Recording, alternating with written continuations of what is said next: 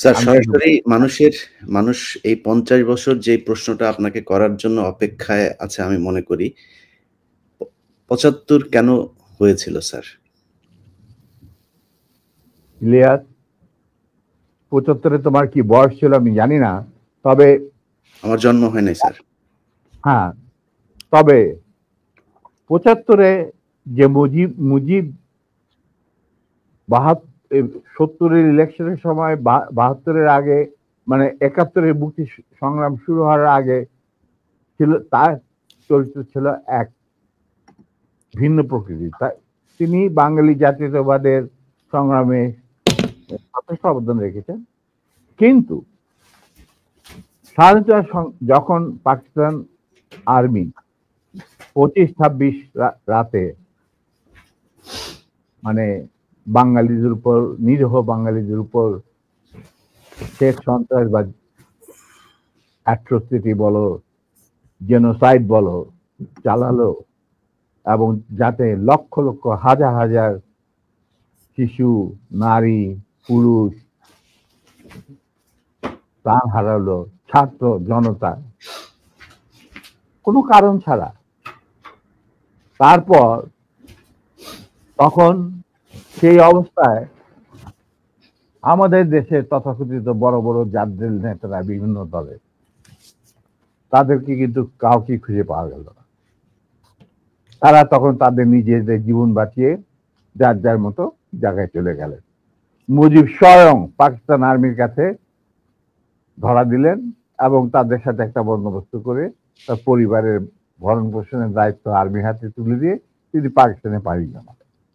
Doctor Kamal হোসেনকে সঙ্গে, যিনি ছিল major via media between Mujib and দি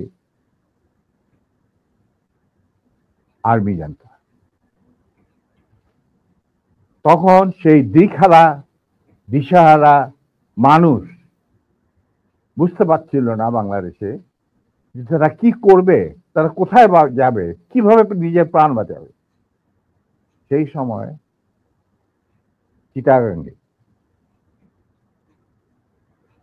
থেকে ভেসে আসলো মেজর জিয়ার স্বাধীনতার ডাক। আমি তখন পাকিস্তানে চাকরিরত অবস্থা। সেই ডাকে দেশের লোক একটা আলোর রশ্মি দেখলো যে হ্যাঁ, আমাদেরকে এইভাবে মরণের হাত থেকে বাঁচার জন্য আমাদেরকে যুদ্ধ করতে হবে। Simple is that. আর সমস্ত দেশে সর্বপরিসরে লোক বিদ্রোহ, সেই মুক্তিযুদ্ধ সংগ্রামে ডাকে সাড়া দিয়ে মুক্তিযুদ্ধ গড়ে তুলবে।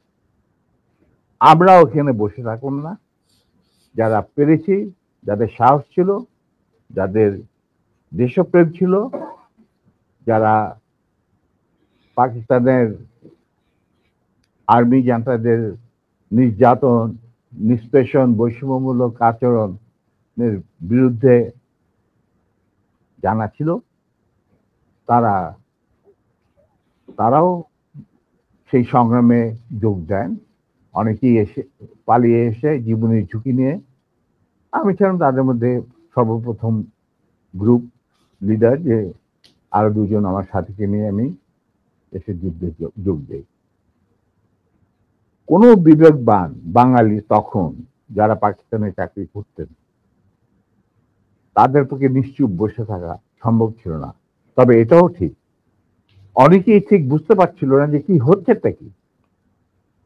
কোনো খবর নাই, চিঠিপত্রের আদান প্রদান নাই, কোন রকম সংযোগ নাই। বিদেশি মিডিয়া, ভয়েস অফ আমেরিকা, তারপরে BBC, radio Australia, radio India, এই সমস্ত ওখান থেকে যা কিছু জানা যাচ্ছিল ওটা সম্পূর্ণভাবে বিশ্বাসযোগ্য ছিল না।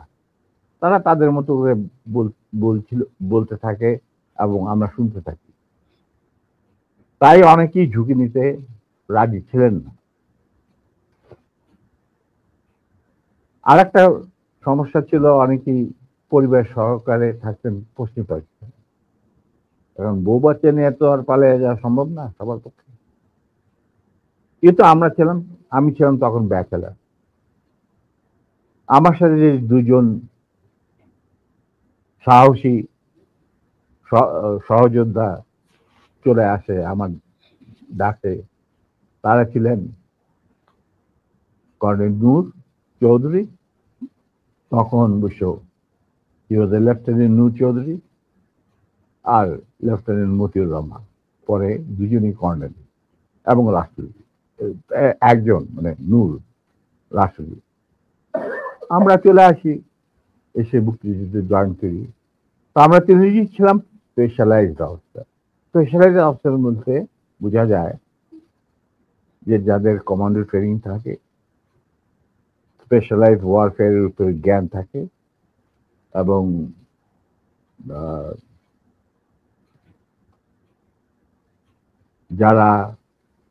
যাদের ইন্টেলিজেন্স অপারেশন কিভাবে বিশ্বজুড়ে চলে সেই সম্পর্কে জ্ঞানে তারা অভিজ্ঞতা সঞ্চয় করেন বিভিন্ন কোর্সের মাধ্যমে। তা আমরা ছিলাম তিনজনই সেই ধরনের অফিসার। তাই আমরা জীবনের ঝুঁকি নিয়ে আল্লাহর নাম নিয়ে বেরিয়ে পড়ি এবং অতি সহজেই দিল্লি পর্যন্ত পৌঁছে যায়। এবং সেখানে আমাদেরকে রিসিভ করা হয় সাউথ ব্লকে, মানে প্রাইম মিনিস্টারের অফিসে শ্রীমতী ইন্দিরা গান্ধী, র প্রধান founding father general Uban Singh, DP Dhar মুখ্য সচিব প্রাইম মিনিস্টারের and in charge of Bangladesh affair, এনারা আমাদেরকে রিসিভ করে। তারপর অনেক আলাপ আলোচনা, কিছুদিন ট্রেনিং, ব্রিফিং, পরে আমাদেরকে মুজিবনগর সরকারের কাছে হ্যান্ড ওভার করে দেওয়া হয় এবং আমাদেরকে দিল্লি থেকে নিয়ে আসার জন্য general Usmani, commander in chief মুক্তি ফৌজ,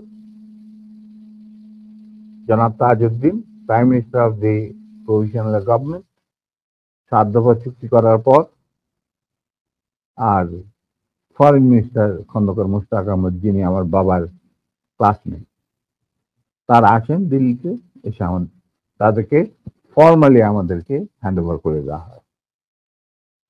তারপরে আমাদের তিনজনের মধ্যে দুজনকে, আমাকে এবং মতিকে, অ্যাপয়েন্ট করা হয় as guerrilla adviser to the sector commander. মানে 11টা সেক্টরের মুক্তিযোদ্ধাদের রিক্রুট করা, তাদের ট্রেন করা, তাদেরকে ইন্ডাক্ট করা, অপারেশন করানো, সব দায়িত্ব পড়ে আমাদের দুজনের উপর। এবং আমরা এই 11টা সেক্টরকে ভাগ করে নিই। আর Noor being the junior most,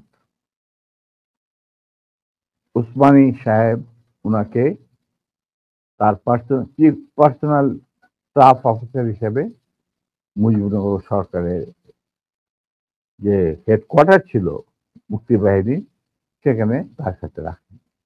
এবং শেষ পর্যায়ে কিছুদিনের জন্য নূর অনেকটা দৃঢ়তার সাথেই উসমানীর সাথে আলাপ করে সাউথ বেঙ্গলে চলে যায় এবং মুক্তিযুদ্ধে সক্রিয়ভাবে অংশগ্রহণ করে। সেও আঘাতপ্রাপ্ত, মানে সেও যুদ্ধে ইনজিওর্ড হয় একটা অপারেশনে, এবং তাকে বীর বিক্রম খেতাব দেওয়া হয়। আর আমি যুদ্ধের সময় 3-4 বার আহত হয়েছি, তার একটা নিদর্শন আমার দেখো, হাতের অবস্থা এখানে সেখানে সবকিছু অর্ধেক বোধ হয় আর্টিফিশিয়ালি ক্রিয়েটেড, রিক্রিয়েটেড, যেটাকে প্লাস্টিক সার্জারি বলা হয়। But then I continue. তারপর সেনাবাহিনী গঠন করা, বাংলাদেশ মিলিটারি একাডেমি স্থাপন করা, পিটি স্কুল মানে ফিজিক্যাল ট্রেনিং স্কুল স্থাপন করা, সিলেটে ওয়েপন অ্যান্ড প্র্যাকটিস শেখার স্কুল স্থাপন করার সব দায়িত্ব আমরা পালন করি।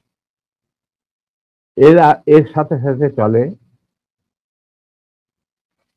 রিক্রুটমেন্ট ফর আর্মি, যে 5টা ব্রিগেডের প্র্যাকটিস দিয়েছিল বুঝি, এই ব্রিগেড 5টা এবং বিমান বাহিনী নৌবাহিনীর জন্য রিক্রুটমেন্টের ইনচার্জ ছিলেন deputy chief of staff Ziaur Rahman. যদিও তিনি সিনিয়র ছিলেন, তাকে তো বানায়নি চিফ, তাকে তো অ্যাজ এ কর্নেল বের করে দিতে চেয়েছিল, কিন্তু পারেনি, আমাদের জন্যই পারেনি। আচ্ছা, যাই হোক, ওনার স্টাফ অফিসার হিসেবে দায়িত্ব পড়ে আমার উপর। আর আমি একাই আমার অন্যান্য সহযোদ্ধা কমান্ডারদের লিস্ট ওরা পাঠিয়ে যেত। আমি প্রায় 25,000 প্রাক্তন মুক্তিযোদ্ধা যারা আমাদের আন্ডারে চাকরি করেছে, মানে যুদ্ধ করেছে, তাদেরকে আমি আর্মিতে, এয়ারফোর্সে, মানে ডিফেন্স ফোর্সে, নেভি ইনক্লুডেড, নিয়োগ রিক্রুট করি। তারপর চাকরি করতে থাকি,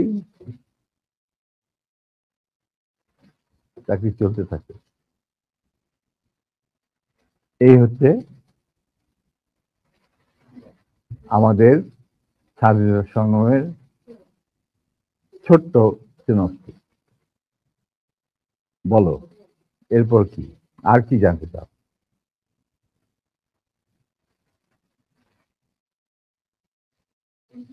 দুঃখিত, না, এরপরের যেই আমার মূল প্রশ্নটা ছিল যে কোন পরিস্থিতিতে 75-এর 15ই আগস্ট হলো?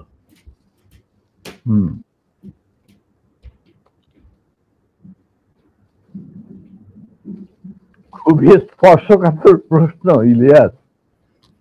নিজের বাদ্য নিজে বাজানো অনেক সময় ঠিক হয় না, কিন্তু তুমি যখন প্রশ্ন করেই বসলে,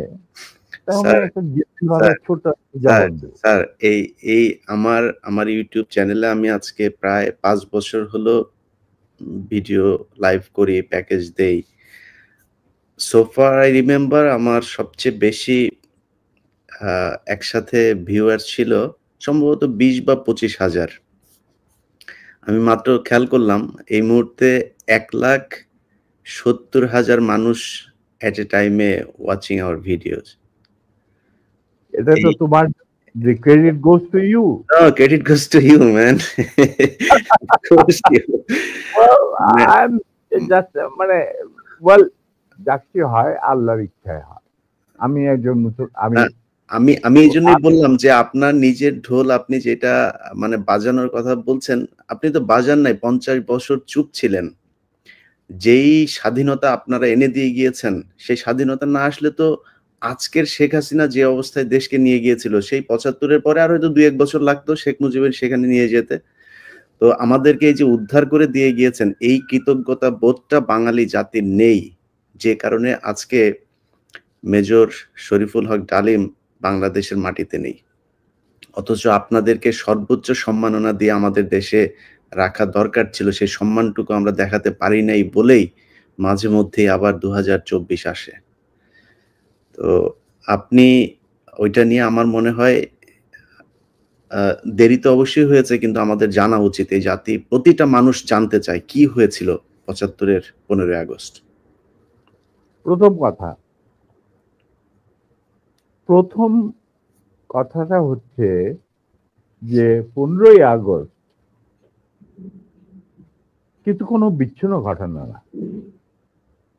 এটা সূত্রপাত হয় মুক্তিযুদ্ধ চলাকালীন অবস্থায়। আমরা বুঝতে পেরেছিলাম যে বাংলাদেশের মুক্তিযুদ্ধটা অ্যাকচুয়ালি কাদের ইন্টারেস্টে হচ্ছে। এটাকে আমাদের ইন্টারেস্টে হচ্ছে যে আমরা আমাদের দেশ যুদ্ধ করে স্বাধীন করব, নাকি এটার পেছনে অন্য কোনো উদ্দেশ্য কাজ করছে। যখন 7 দফাতে চুক্তি করে নজরুল ইসলাম আর তাজউদ্দিনকে পারমিশন দেওয়া হলো to establish provisional government in Calcutta.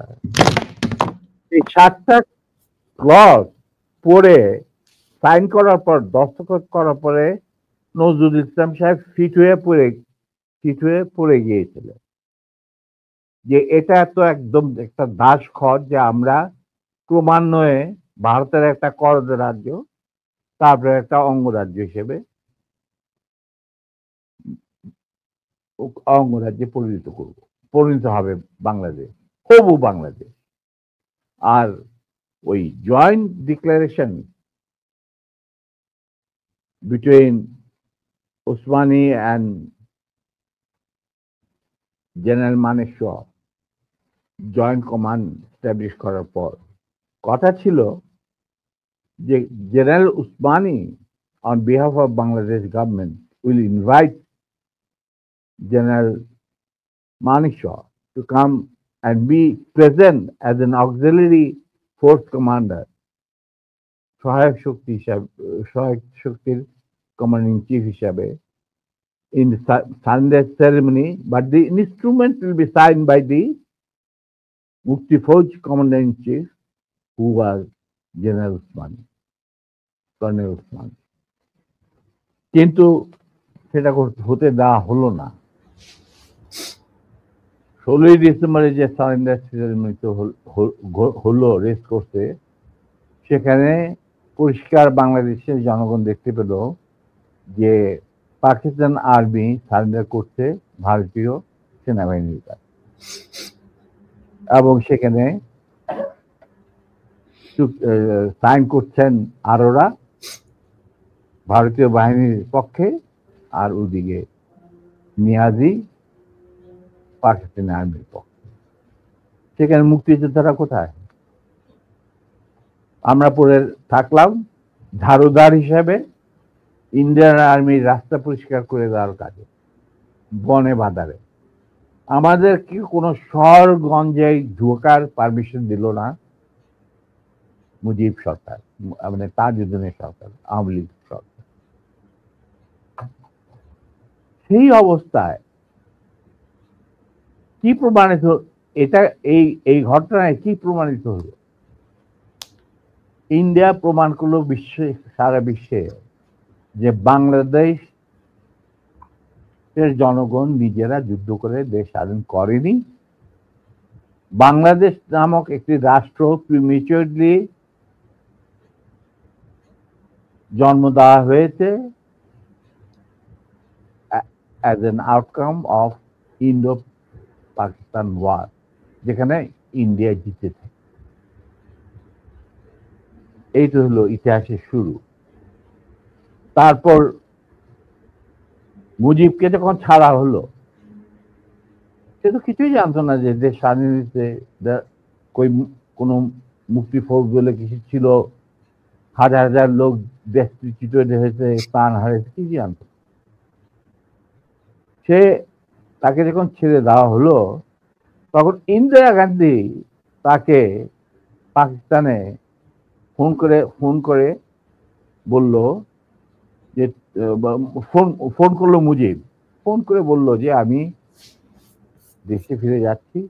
তখন ইন্দিরা গান্ধী বলল যাওয়ার আগে আপনার সাথে দেখা করে আমি আপনাকে কৃতজ্ঞতা জানতে চাই। তো তখন ইন্দিরা গান্ধী বলল, কৃতজ্ঞতা জানাবেন, আপনি ফোন না করলে আমি আপনাকে ফোন করতাম, আপনাকে ঢাকায় সরাসরি আপনি যাবেন না, আপনি নয়াদিল্লি হয়ে যেতাম। মুজিব সেটাই করলেন, তিনি চলে গেলেন নয়াদিল্লি, লন্ডন হয়ে। সেখানে কি হলো, যেই 7 দফা চুক্তিতে সাইন করার পর প্রবাসী সরকার গঠন করেছিল তাজউদ্দিন আর নজরুল ইসলাম, সেই আওয়ামী লীগ বাংলাদেশে ক্ষমতা গ্রহণ করলো সারেন্ডারের পর। ওই 7 দফা ভিত্তিতে, এবং সেই 7 দফাতে মুজিব স্বাক্ষর দেওয়ার পর ফিরে গিয়ে তিনি ক্ষমতা নিজে হাতে নিয়ে নিলেন।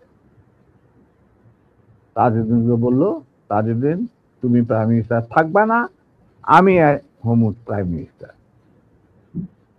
তারপর কি হলো, কোনো নির্বাচন নাই, কিছু নাই। ওই ৭০-এর নির্বাচনের সুবাদে তারা ইন্ডিয়ার ৪ স্তম্ভ ডুপ্লিকেট বাংলাদেশে ইম্পোর্ট করে তার উপরে একটা সংগঠন বানানো, হুবহু এক। শুধু তাই না, রবীন্দ্রনাথ ঠাকুর, যাকে নিয়ে আমরা নাচানাচি করি এবং অনেকের মানে ভাসে যায়, আপ্লুত হয়ে যায় আবেগে, এই রবীন্দ্রনাথ ঠাকুর একজন ইন্ডিয়ান নাগরিক এবং ইন্ডিয়ার জাতীয় সঙ্গীতের রচয়িতা। আমাদের দেশে তার চেয়েও প্রতিভাবান কবি কাজী নজরুল থাকা সত্ত্বেও আমরা সেই ভারতীয় নাগরিকের একটা গানকে আমাদের জাতির উপরে চাপিয়ে দেওয়া হলো জাতীয় সঙ্গীত। পৃথিবীর ইতিহাসে এমন কোন নজির আর দ্বিতীয়টা আছে বলে আমি মনে করি না। কেন কোন বাংলাদেশে যদি নজরুল ইসলামকে আমরা জাতীয় কবি আখ্যা দিয়ে থাকি, তাহলে নজরুল ইসলামের গান কেন হলো না? বা অন্য কারো গান হতে পারতো জাতীয় সঙ্গীত। ভালো ভালো কবি সাহিত্যিক ছিলেন আমাদের দেশে, কিন্তু পৃথিবীর ইতিহাসে কোথাও নাই যে বিদেশি এক নাগরিকে যে নাকি তার দেশের জাতীয় সঙ্গীত রচনা করেছে এবং আমাদের শুদ্ধ স্বাধীন বাংলাদেশে এসেও আমাদের জাতীয় সঙ্গীত রচনা করতে হবে। এটা কি ধরনের কথা? That means you have nothing in your hand. তারপর মুজিবকে দিয়ে রক্ষী বাহিনী সৃষ্টি করলো ইন্ডিয়া। তারা বাংলাদেশের সামরিক বাহিনীকে দুর্বল করে একটা নামের মাত্র সামরিক বাহিনী, হাতে লণ্ঠন, করে ঠনঠন, এই ধরনের একটা সেনাবাহিনী রাখবে। আর কারণ একটা সেনাবাহিনী তো রাখতেই হবে, কারণ যে কোনো জাতির মেরুদণ্ড হচ্ছে সেনাবাহিনী। ওই হাতে লণ্ঠন, করে ঠনঠন, আর আসলে তার চেয়ে অনেক শক্তিশালী একটা বাহিনী গঠন করলো ইন্ডিয়া। স্যার, ওই যে ৭ দফাটা আমরা তো ইতিহাস পড়ে, আমরা তো আসলে সাক্ষী না, আমরা পড়ে মানুষকে জানানোর চেষ্টা করেছি। আপনার স্মরণ আছে ৭ দফাটার কথা? কি কি ছিল ওই দফায়? যদি কয়েকটা গুরুত্বপূর্ণ জায়গা যদি মনে রাখেন। দেখো ভাই, আমি তো অ্যাকচুয়ালি ৭ দফা একদম টোটো এগুলো আমার বইতে লেখা আছে। যারা এটা কেন জিজ্ঞেস করলাম স্যার, কারণ হচ্ছে মানে আপনি তো করতে পারবেন না স্যার, সেনাবাহিনী তো ৭ দফা মানলে করতে পারবেন না স্যার। আমার পক্ষে হয়তো এখন রিকালেক্ট করা অফেন ডিফিকাল্ট, কারণ আমার মাথায় অনেক কিছু খেলা করে। জি স্যার। দু একটা জিনিস বলছি, যেমন ধরো মুজিব এবং তার সরকারকে প্রোটেকশন দেওয়ার জন্য ইন্ডিয়ান আর্মি অবস্থান করবে বাংলাদেশ। বাংলাদেশের কোনো শক্তিশালী সামরিক বাহিনী গঠিত হবে না। বাংলাদেশের কোনো স্বাধীন বৈদেশিক নীতি থাকবে না। বাংলাদেশের শাসন ব্যবস্থা, আমলাতন্ত্র, শিক্ষা ব্যবস্থা, স্বাস্থ্য ব্যবস্থা, শিল্প ব্যবস্থা, কৃষি ব্যবস্থা সবকিছুই চলবে ভারতীয় বিশেষজ্ঞদের ইচ্ছা মতো। তারা মুজিব বিরোধী কোনো মানুষকে বাঁচিয়ে রাখা হবে না। তার জন্য যত লোক মারা দরকার মারা হবে, যত লোককে লুলা ল্যাংড়া করা হবে, চক্ষু তুলে নেওয়া হবে, মেয়েদের ইজ্জত লুণ্ঠন করা হবে, কোনো সমস্যা নাই। এইভাবে প্রতিপক্ষের উপর ঝাঁপিয়ে পড়ায় 40,000-এরও বেশি লোক মারা গেছে, সেটা সবাই জানে, প্রত্যক্ষ থেকে আসছে। তারপর তোমার আমরা একটা করদ রাজ্যে পরিণত হয়ে গেলাম। কিন্তু সমস্যা দেখা দিল যে বাংলাদেশের মাটিতে যদি যে ইন্ডিয়ান সোলজাররা অবস্থান নেয়, তাহলে বিদেশ থেকে কোনো দেশেই বাংলাদেশকে স্বীকৃতি দিতে রাজি না। কারণ পাকিস্তান ইতিমধ্যে সিকিউরিটি কাউন্সিল থেকে একটা আইন পাস করে নিল যে বাংলাদেশে কে নিয়ন্ত্রণ করছে ভারত, তাদের সেনাবাহিনীর মাধ্যমে, মুজিব সরকারের মাধ্যমে। অতএব এটা একটা ডিসপিউটেড টেরিটরি, এটা একটা স্বাধীন দেশ নয়। তাই আপনারা স্বাধীন কিভাবে রিকগনাইজ করবেন মুজিবের সরকারকে? এরপর এই অবস্থায় ইন্দিরা গান্ধী পড়ল মুসিবত, তো আজ মুজিব সরকার। তখন ইন্ডিয়ান সরকার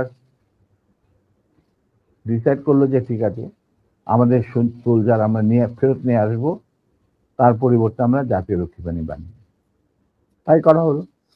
তো যে কাজটা ইন্ডিয়ান আর্মি করছিল সেটা পরে জাতীয় রক্ষী বাহিনী করলো। আর কি ধরনের অত্যাচার, অবিচার, কি ধরনের মানে হত্যাযজ্ঞ, গুম খুন এবং অনাচার অবিচার মুজিব সরকার করছিল, সেটা খতিয়ান তো তুমি আমার কি ভালো জানতে। অনেকে এই বিষয়ে লিখেছেন, সাহসী যারা তারা লিখেছেন, আমিও কিছুটা লিখেছি। সেখানেই শেষ হলো না। তারপর দেখা গেল যে সেই সুতিগার থেকে মুজিব কায়েম করলেন একদলীয় এক ন্যায়কত্ব স্বৈরাচার শাসন বাকশাল, এবং নিজেকে তিনি আজীবন রাষ্ট্রপতি হিসেবে ঘোষণা দেবেন সিদ্ধান্ত না হলো।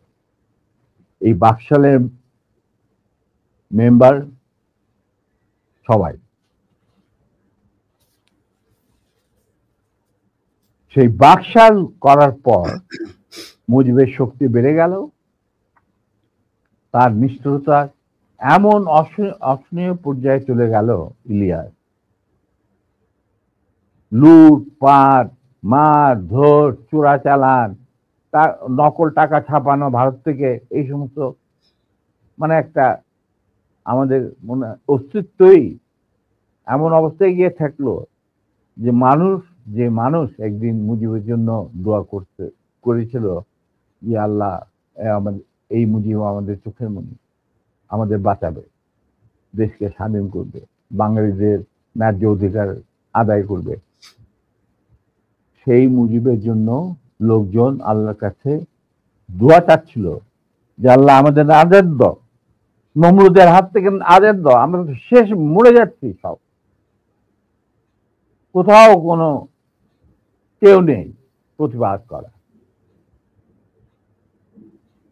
এটা তো আমরা যারা সেনাবাহিনীতে তখন ছিলাম, যারা দেশপ্রেমী যোদ্ধা, তারা ঠিক মেনে নিতে পারেনি। যেভাবে তারা মেনে নিতে পারেনি পাকিস্তানের জান্তাদের অবিচার এবং দুরাচার।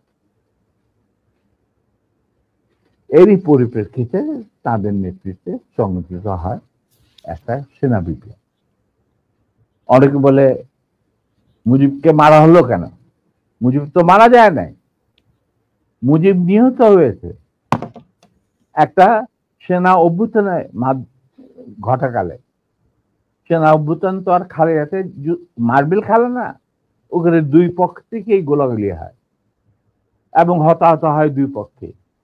যেমন মুজিবের পক্ষের কিছু লোক মারা গেল, সেভাবে বিপ্লবীদের, সেনা অভ্যুত্থানকারী বিপ্লবীদের তরফ থেকে কিছু লোক প্রাণ হারায়। এটাই বাস্তবতা। কিন্তু তারা বিজয়ী হয়ে গেল, বিপ্লবীরা বিজয়ী হলো, তারা ক্ষমতা তাদের নিজে হাতে নিয়ে নিল। স্বতঃস্ফূর্ত ভাবে ইলিয়াস, ঘোষণাটা অবশ্য আমি দিয়েছিলাম, স্বতঃস্ফূর্ত ভাবে মুজিবের সেই মৃত্যুর খবর জানার পর আর বাকশালের পতনের খবর জানার পর লাখো লাখো লোক, মানে দেশের রাস্তা ঘাট, গঞ্জ, শহর, বন্দর, নগর, গ্রাম সবাই আনন্দ মিছিল বের করলো।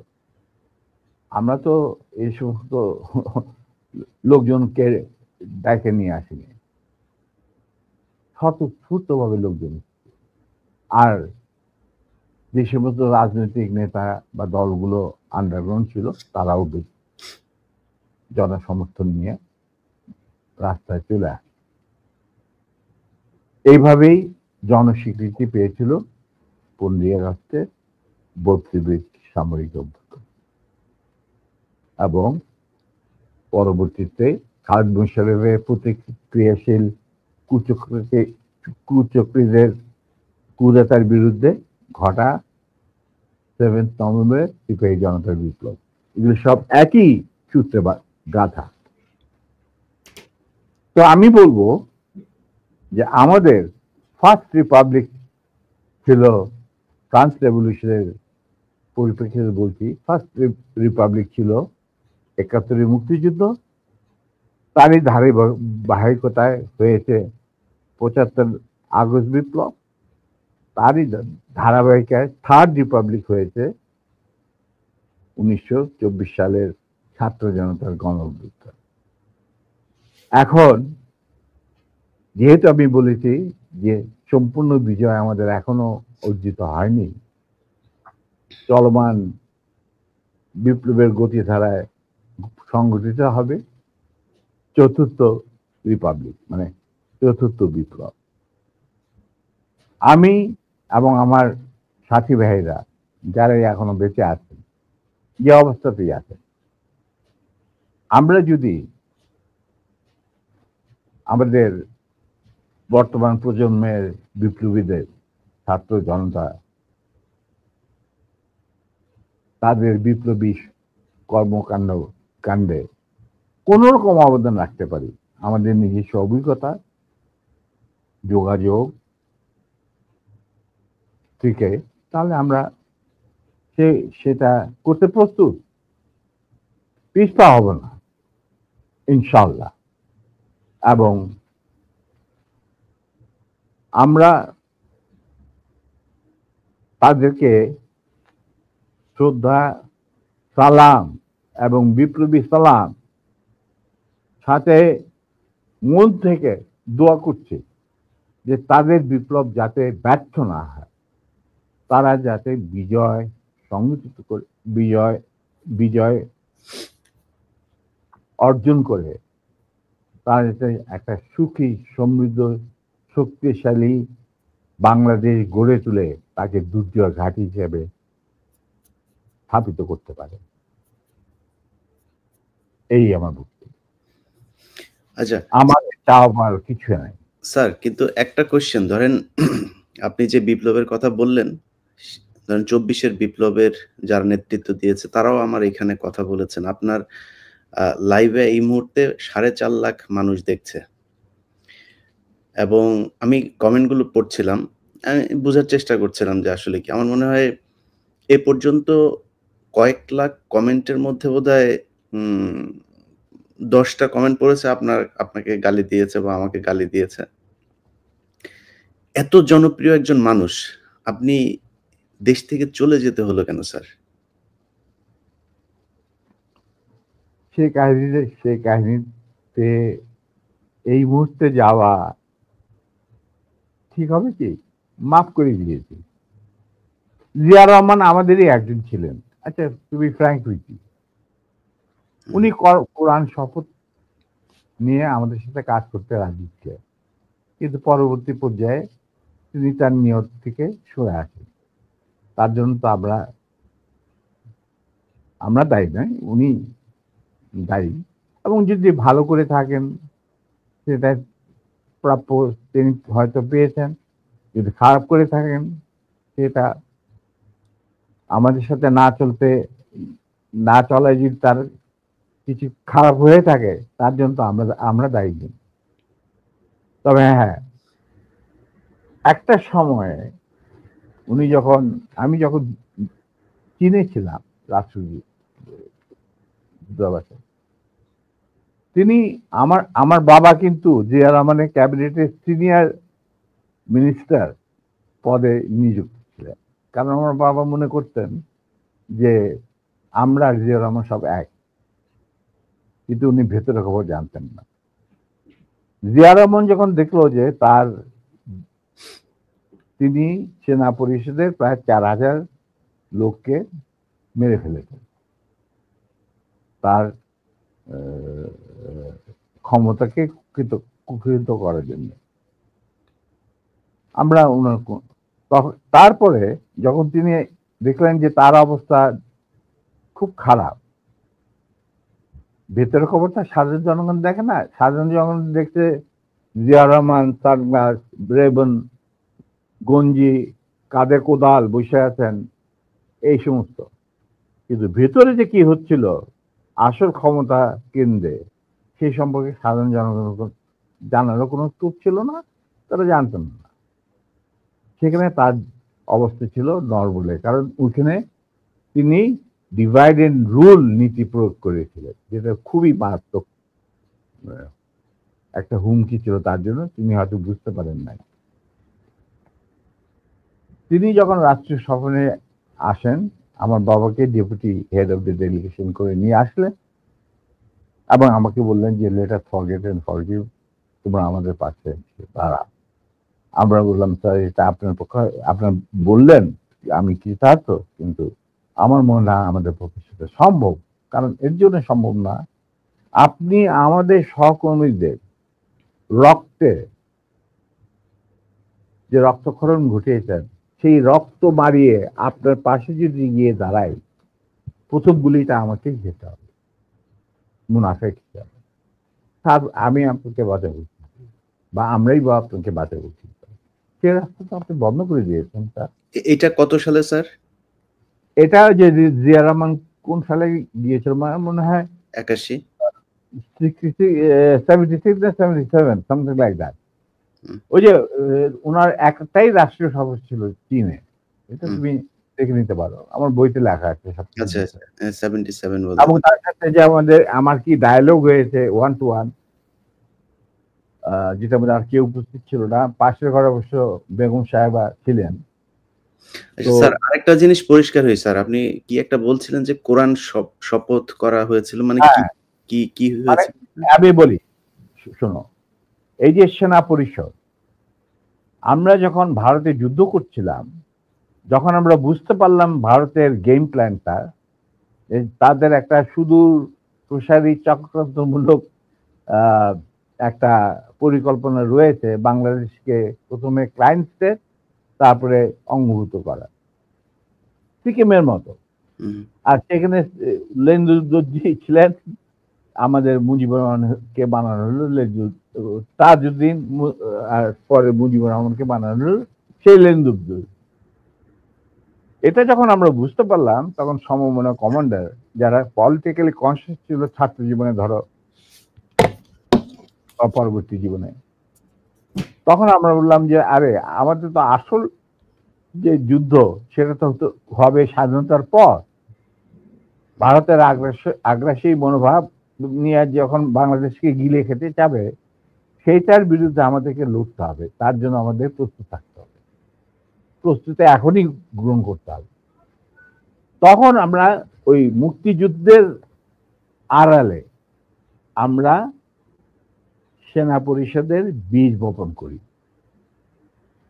তো তোমার মনে থাকার কথা, যদিও Zia Rahman declaration of independence দিয়েছিল, প্রথমে তিনি নিজেকেই অস্থায়ী সরকারের প্রধান হিসাবে দাবি করেছিলেন, মানে ভাষণে বলেছিলেন। পরে ইন্ডিয়ার চাপে উনি থেকে বদলে যে মুজিবুর রহমানের ইনস্ট্রাকশনে আমি এই ঘোষণা দিলাম স্বাধীনতা। এরপরেও কিন্তু তার প্রতি ইন্ডিয়ান সরকার বা আওয়ামী লীগ সরকার কখনোই আস্থা রাখতে পারে নাই। তারা তাকে সেক্টর কমান্ডারের অবস্থান থেকে সরিয়ে এনে হেডকোয়ার্টার দাম করে এক সেফ হাউসে, মানে আমাদের কিছু সেফ হাউস ছিল যেখানে আমরা থাকতাম বা আমাদের সাথীরা সুরে আছে কল্যাণীতে, মানে এই প্রভাব অফ ক্যালকাটা একটা বাড়িতে ওনাকে না নিষ্ক্রিয় করে রাখা হতো। তখন আই ওয়াজ দ্য ওনলি, কেউ যে মানে আশেপাশে যায় না, কারণ উনি ভারতের চক্ষুষু, উনি আওয়ামী লীগের চক্ষুষু, তো কে যাবে ওনার সাথে দেখা করতে? তখন কিন্তু আমি, কারণ আমি জিয়া রহমানকে অনেক আগে থেকে চিনি, পাকিস্তান আমল থেকে চিনি, একসাথে কাজও করেছি। যাই হোক, আমি গিয়ে ওনার সাথে যোগাযোগ করি এবং তাকে বুঝাই যে স্যার আপনি ধৈর্য ধরুন, আমরা আপনাকে সহজে হারাবো না। তখন আস্তে আস্তে আমরা তাকে বলি যে আপনি এরকম আসল উদ্দেশ্য যে ভারতের, সেটাকে বানচাল করার জন্য এখন থেকে আমরা প্রস্তুতি নিচ্ছি। আপনি কি আমাদের সাথে থাকবেন কি থাকবেন না সেটা আমাদের তরফ থেকে আমাকে পাঠানো হয়েছে জানার জন্য, কারণ আমি আপনার কাছে সবচেয়ে ক্লোজ ছিলাম পাকিস্তান আর্মি, সবাই জানে। আচ্ছা, উনি বললেন কি তোমাদের কর্মসূচি? তখন আমি তাকে আমাদের কর্মসূচি দিলাম, যেটা 25 বছরের একটা কর্মসূচি ছিল। ইলিয়া, তুমি যদি এই কর্মসূচিটা পড়ে, এই কর্মসূচিটা আমরা তৈরি করেছিলাম বিভিন্ন সেক্টরের মুক্তিযোদ্ধা এবং অন্যান্য সাধারণ জনগণের আশা আকাঙ্ক্ষার পরিপ্রেক্ষিতে। সেই কর্মসূচিটা পড়ার পর উনি এটাকে মেনে নেন। তো আমি বললাম যে স্যার আমাদের সমস্যাটা হচ্ছে আমরা সবাই প্রায় সমবয়সী, আমাদের একজন সিনিয়র অফিসার দরকার যাকে আমরা ট্রাস্ট করতে পারি, তাকে আমরা কেন্দ্র করে এগিয়ে যেতে চাই এই সেনা পরিষদের কর্মসূচি বাস্তবায়নের জন্য। স্বাধীনতার পর, স্বাধীনতা যুদ্ধ তো করবোই, স্বাধীনতার পর এই কর্মসূচি আমরা বাস্তবায়ন করব অন্যান্য সমমনা দেশপ্রেমিকদের সঙ্গে নিয়ে। তখন উনি এটা খুব কেয়ারফুলি আমাদের কর্মসূচি পড়লেন। তারপরে আমি একদিন গেলাম, উনি বললেন যে আমি পড়লাম, আমি সম্পূর্ণভাবে একমত, স্বাধীন বাংলাদেশকে একটা সুখী সমৃদ্ধ আত্মনির্ভরশীল এবং আমাদের সংস্কৃতির ভিত্তিতে নতুন বাংলাদেশ গঠন করার জন্য এর চেয়ে ভালো কোন রকম কর্মসূচি হতে পারে না। আমরা ধাপে ধাপে এটাকে কার্যকারী করব। তখন আমি বললাম তাহলে কি আপনি আমাদের সাথে কাজ করতে রাজি আছেন? আমরা আপনাকেই আগে রেখে আমরা কাজ করতে চাই, কারণ ইউ আর দি সিনিয়র এবং আপনি একজন সৎ ব্যক্তি। উনি সৎ ছিলেন ব্যক্তিগতভাবে। আর তবে আপনার সমস্যা হচ্ছে আপনি বাংলা জানেন না, বাংলা বলতে পারেন না, লিখতে পারেন না, আপনি সারা জীবন পাকিস্তানে বড় হয়েছেন, ওখান থেকে আর্মি চলে গেছেন। দ্যাটস নট এ প্রবলেম, আমরা রয়েছি আপনার গ্রাউন্ড ওয়ার্ক করার। আপনি যদি রাজি থাকেন তাহলে আমরা একসাথে কাজ করতে, আপনাকে সামনে রেখে আমরা কাজ করতে রাজি, এগিয়ে যাব, সেনা পরিষদ এগিয়ে যাবে কাজ। তখন বললেন যে আমি রাজি। তখন বললেন যে স্যার আমাদের সাংগঠনিক বিধান অনুযায়ী আপনাকে একটা কোরআন শপথ দিতে হবে, যে কোরআন ধরে আপনি বলবেন যে আমি এই কর্মসূচি ভিত্তিক কর্মকাণ্ড, সেনা পরিষদের কর্মকাণ্ড পরিচালনা করার জন্য শীর্ষ নেতা হিসেবে যোগ দিতে রাজি আছে। উনি উজু করে আসলেন, কোরআন শরীফ রাখা হলো, তার উপর হাত রাখলেন, আমিও ওর হাতের উপর হাত রাখলাম, তারপরে এই শপথ উনি দিলেন। তবে একটা শর্ত থাকতো ওনার তরফ, যে যতদিন পর্যন্ত রাষ্ট্রীয় ক্ষমতায় আমরা না যেতে পারবো ততদিন পর্যন্ত সেনা পরিষদের সাথে আমার যে কোনো সম্পর্ক আছে সেটা প্রকাশিত করা যাবে না। আমরা হলাম ইতিহাসবিদ, আমরা সবাই পরামর্শের মাধ্যমে হলাম ইতিহাসবিদ। বললো শুধু তুমি আর নূর এই দুজনের পারমিশন থাকবে আমার সাথে যে কোনো সময় যে কোনো অবস্থায় যোগাযোগ করা। আমি বললাম আমাদের খুব বেশি যোগাযোগ করার দরকার হবে না, তবে প্রয়োজন মতো নিত্য বেসিসে আমরা দুজনেই আপনার সাথে যোগাযোগ করি। তাও তার বাসায় অপশন। এই হলো কথা। তার মানে তার সেই শপথ তো আপনি রাখলেন না। আপনি মনে করলেন যে আমাদের বিদেশে রাখা এই ছিড়ায় ছোটায় আপনার আন্ডারেই, সরকারের আন্ডারে থাকবো আমরা বিভিন্ন দূতাবাসে। আপনি আপনার যাদেরকে আপনি বিশ্বাসযোগ্য মনে করেন তাদের নিয়ে আপনি রাষ্ট্র চালাবেন, চালান। আমরা তো কোনো রকম বিরোধিতা করি নাই, আপনার করবো। আজ আপনি আমার বাবার সামনে বলছেন যে তোমরা let us forget and forgive and start a fresh. রাজনীতিতে বা রাজনীতি হলো দাবা খেলা। দাবা খেলায় একটা চাল দিয়ে চাল আবার পিছনে নেওয়া যায় না, চালের আগে আপনাকে চিন্তা করতে হয়। এটা একবার চাল দেওয়ার পর আর সেটাকে ফেরত নেওয়া যায় না। আপনি how can we start a fresh? এটা সম্ভব নয়। এইভাবে আমাদের মিটিং শেষ হয়ে যায়। আপনাদের ওই 25 বছরের পরিকল্পনাতেই কি শেখ মুজিবকে ক্ষমতাচ্যুত করার পরিকল্পনা ছিল? অবশ্যই। শেখ মুজিব কি? Sheikh Mujib was a major player to implement the Indian design over Right, Bangladesh. right, জি। কিভাবে তুমি দেশে মানে জাতীয়তাবাদী ভিত্তিতে নিজের সংস্কৃতি, নিজেদের ঐতিহ্য ভিত্তিতে, নিজেদের ধর্মীয় চেতনার ভিত্তিতে তুমি বাংলাদেশ বানাবে কিভাবে? How it is possible? এটা তো, এই প্রশ্নটা তো আমার মনে হয় তোমার করাই উচিত ছিল না। এটা করার উচিত ছিল না কেন? এটা করলাম আপনার মুখ থেকে শোনানোর জন্য। এটা শুনলে হয়তো অনেকেই মনে করতে পারে যে আওয়ামী লীগ হয়তো এটা নিয়ে কথা বলবে যে জিয়াউর রহমানও তাহলে তাকে ক্ষমতাচ্যুত। আমি কিন্তু এখানে হত্যা করার কথা বলি, আমি বলেছি ক্ষমতাচ্যুত করার কথা জানতেন। He was a casualty. Right. He was a casualty in a conflict. It's a crossfire. Right. That's it. Right. তো এখন এই জায়গাতে শেখ মুজিবকে করার পরে আমি ব্যক্তিগতভাবে জিয়াউর রহমানের প্রতি আমার সম্মান একটু কমে নাই, কারণ ওইটা ছিল মেন কালপিট এই শেখ মুজিব। তো তাকে তো সরাইতেই হবে এনি হাউ। আপনাকে সেটা আমি তোমাকে একটা কথা বলবো। জি স্যার। যাতে আমি একজন মুসলমান হিসাবে বা একজন মানুষ হিসাবে, কেউ কোন মানে মানুষ বা একজন মুসলমান হিসাবে আমি কাউকে জাতির পিতা, জাতির মাতা, জাতির বন্ধু, জাতির ভাতিজা এগুলি আমি মানি না।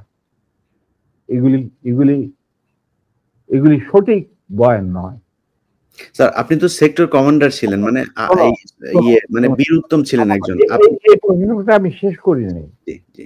আমরা এই যে সভ্য সমাজ তথাকথিত, যেখান থেকে আমরা গণতন্ত্রের সবক নেই, যেখান থেকে আমরা মানবাধিকারের সবক নেই, যেখান থেকে আমরা শিখি হোয়াট ইজ ব্যক্তি স্বাধীনতা, বলার স্বাধীনতা, এই সমস্ত যারা যেখান থেকে আমরা সবক নেই, সেই সমস্ত দেশে কি জাতির পিতা, জাতির ফিতা, জাতির বাতা, এই সমস্ত আছে? বলো কোন দেশ আছে? ইউএসএতে কয়েকজনকে তারা মানে ইউএস এর ফাউন্ডার মনে করেন। ফাউন্ডিং ফাদারও কেউ বলে না। দেখো Nelson Mandela was a friend of mine. উনি তো কোনদিন একসেপ্ট করে নাই যে তো তাকে বলা হোক জাতির পিতা। কেনিয়াটা, জম্মু কেনিয়াটা, ওনাকে তো জাতির পিতা বলা হয় না। প্যাট্রিক লুমুম্বা অফ জাম্বিয়া, ওনাকে তো জাতির পিতা বলা হয় না। স্যার পিতা যদি বলা হয়, যেমন ভারতে এই কালচার আছে, কিন্তু ভারত যদি ভারতের কালচারকে মানবো কেন? না, যদি মানা হয় সেই ক্ষেত্রে স্যার মোহাম্মদ আলী জিন্নাহ বাংলাদেশের জাতির পিতা হবে, কারণ সে দুই জাতি তত্ত্বের ভিত্তিতে দুই রাষ্ট্র গঠন করে দিয়ে গেছে। আর মোহাম্মদ আলী জিন্না কোনোদিনই বাইচা আমি থাকলে বলছি স্যার যদি হয়, যদি তারা করতেই চায় তো তাহলে সে হবে সে আমার কথা শোনো, জি, জি sir. I am very straight. কারণ আমার দাদা নানারা সব ছিলেন ইয়ারট্রাক ফ্রম দি আলিগড়। তারাই প্রতিষ্ঠা করতে মুসলিম লীগ নওয়াজ সলিমুল্লাহ সাহেবের নেতৃত্বে। I come from a political family. My father was the GS of Dhaka University. ঠিক আছে? Now, he became the leader of the youth and student front of Muslim League. উনারাই গিয়া বিলেত থেকে নিয়ে আসছিল জিন্নাকে টু প্রোভাইড লিডারশিপ। তাদের এক point agenda, মুসলমানদের যেন স্বাধীন দেশ চাই, নো আদার থিং। এবং প্রথম গুলি খায় এই পাকিস্তান আন্দোলনের মুভমেন্টে কারমাইকেল কলেজের একটা ছাত্র, যেই প্রসেশনের নেতৃত্ব দিচ্ছিলেন আমার বাবা, বুঝলে? অতএব আমার মনে হয়, আমি জিন্দাকে যতটুকু জানি, তিনি নিজেও কোনোদিন জাতির পিতা হিসেবে খেতাব নিতে রাজি হতেন। জি স্যার। স্যার, আমাদের অনেকগুলো খুব গুরুত্বপূর্ণ কোশ্চেন আছে, যে কোশ্চেনগুলো মানুষ অনেক এই 50 বছর অপেক্ষা করছিল। আমরা দ্রুত কোশ্চেনে যাই। পরের কোশ্চেনটা স্যার মানে ইয়েস নো স্যার, দুই ইয়েতে জবাব। আমার দর্শকরা আর তোমার দর্শকরা, আপনার দর্শক স্যার, তোমার দর্শক, আমি আমার দর্শক বলবো না, যে তোমার দর্শক। আই এম প্রিভিলেজ, তুমি আমার সাথে কথা বলছো এবং তোমার মাধ্যমে তারা আমাকে দেখছেন। আমি বলবো যে আমি দর্শকদের সোজা কথা বলতে চাই যে আমি ব্যক্তিগতভাবে জাতির পিতা, জাতির ভগ্নী, জাতির জামাই, এই সমস্ত কিছু বিশ্বাস করি। আমরাও করি না স্যার, বাংলাদেশের মানুষ কেউই করে না এটা। যাদের বোধগম্য থাকা উচিত, জাতির পিতা যদি বলতেই হয়, তাহলে বিশ্ব মানবতার পিতা হচ্ছে আদম আলাইহিস সালাম। এটা কেউ অস্বীকার করতে পারে? তা আমার কথা হচ্ছে, তোমরা উন্নত দেশগুলি থেকে তোমরা গণতন্ত্র শিখে আসো, তারপরে মানব অধিকার শিখে আসো। এগুলি কি নতুন করে শেখার কিছু আছে? আমাদের কোরআনের মধ্যে এই সমস্ত নাই? তারপরে বিভিন্ন ধর্মগ্রন্থ থেকে এগুলি নেই? তারপরে ওই সমস্ত দেশে কেন জাতির পিতা থাকে না? ওইখানে কেন জাতির মাথা থাকে না? আমাদের এখানে কেন থাকতে হবে? ইন্ডিয়াতে কে জাতির পিতা? হু ইজ জাতির পিতা অফ ইন্ডিয়া? বলো তুমি আমাকে। দেয়ার ইজ নো জাতির পিতা। হু ইজ জাতির পিতা? কোন সভ্য দেশে জাতির পিতা বলে কোনো জিনিস নাই। এটা হলো আমার শেষ কথা। এটা তো স্যার মুজিববাদ প্রতিষ্ঠিত করতে হবে। যাক স্যার, আমি এক কথা, সেটা একটা গ্রুপের একটা সেগমেন্ট অফ দি পপুলেশনের চিন্তা ভাবনা। না স্যার, সেগমেন্ট অফ এটা আলাদা একটা রিলিজিয়ন। আওয়ামী লীগ হচ্ছে একটা ধর্ম, ওদের ধর্মের এই প্রফেট হচ্ছে গিয়ে শেখ মুজিব। এটা শুধু মানুষ না, ওরা আরেক জিনিস। এটাকে আপনি ঠিক করতে পারবেন। ওরা তো মানুষ না হলে অমানুষ হোক বা অন্য গ্রহ থেকে ওরাদের আগমন হোক, আমি বলবো তাদের মেন্টর যে ভারত, যেখানে এখন ওনারা গিয়ে আরামে এসে থাকতেছেন বাংলাদেশ থেকে পলায়া। কোনোদিন শুনি না কোনো প্রাইম মিনিস্টার পলায় যায়। আচ্ছা, নিবে, ওনারা পলায় গেছেন। এখন ওই দেশটাতে কোনো জাতির পিতা আছে কি বলো? নাই। তো আমরা কেন জাতির পিতা নেবো? কেন নেব? কি যুক্তিটা কি? বাংলাদেশের স্বাধীনতার ব্যাপারে বা স্বাধীনতা আগ পর্যন্ত বাংলাদেশকে পৌঁছানোর রাজনীতিতে কি শুধু মুজিবের অবদান ছিল? এখানে ভাসানীর নাম নিতে হবে না? ফজলুল হকের নাম নিতে হবে না? ফারুদ্দিন নাম নিতে হবে না? বলো তুমি আমি পরিষ্কার ভাবে। কেন? তাহলে মুজিব কিভাবে জাতির পিতা হবে? একমাত্র মুজিবই কি বাংলাদেশের ঠিকাদার? না, আমি সেটা মনে করি না। মুজিব তো কোনোদিন স্বাধীনতা চাইনি বাংলাদেশের জন্য। He never wanted that Bangladesh should be independent. Agartala ষড়যন্ত্র মামলা টামলা এই সমস্ত আবল তাবল কথা বলে, কিচ্ছা বলে, আসল কিচ্ছা তো আগরতলা মানে স্বাধীনতার কথা সেনাবাহিনীর এক তরুণ অফিসার প্রথম চিন্তা করেছিল। তিনি ছিলেন flight commander, flight lieutenant, sorry, commander Wajem Hossain, Pakistan নেভির চৌকুশ অফিসার। জি স্যার, অনেক অনেক গুরুত্বপূর্ণ কথা আছে যেগুলো মানুষ শুনতে চায়, সেখানে যাই আমি। কথা হচ্ছে যে শোনো, জি। যার যা প্রাপ্য তাকে সেটাই দিতে হবে, হুম। সেই মর্যাদা দিতে হবে, জি। নাহলে এটা মুনাফিকতা। জি।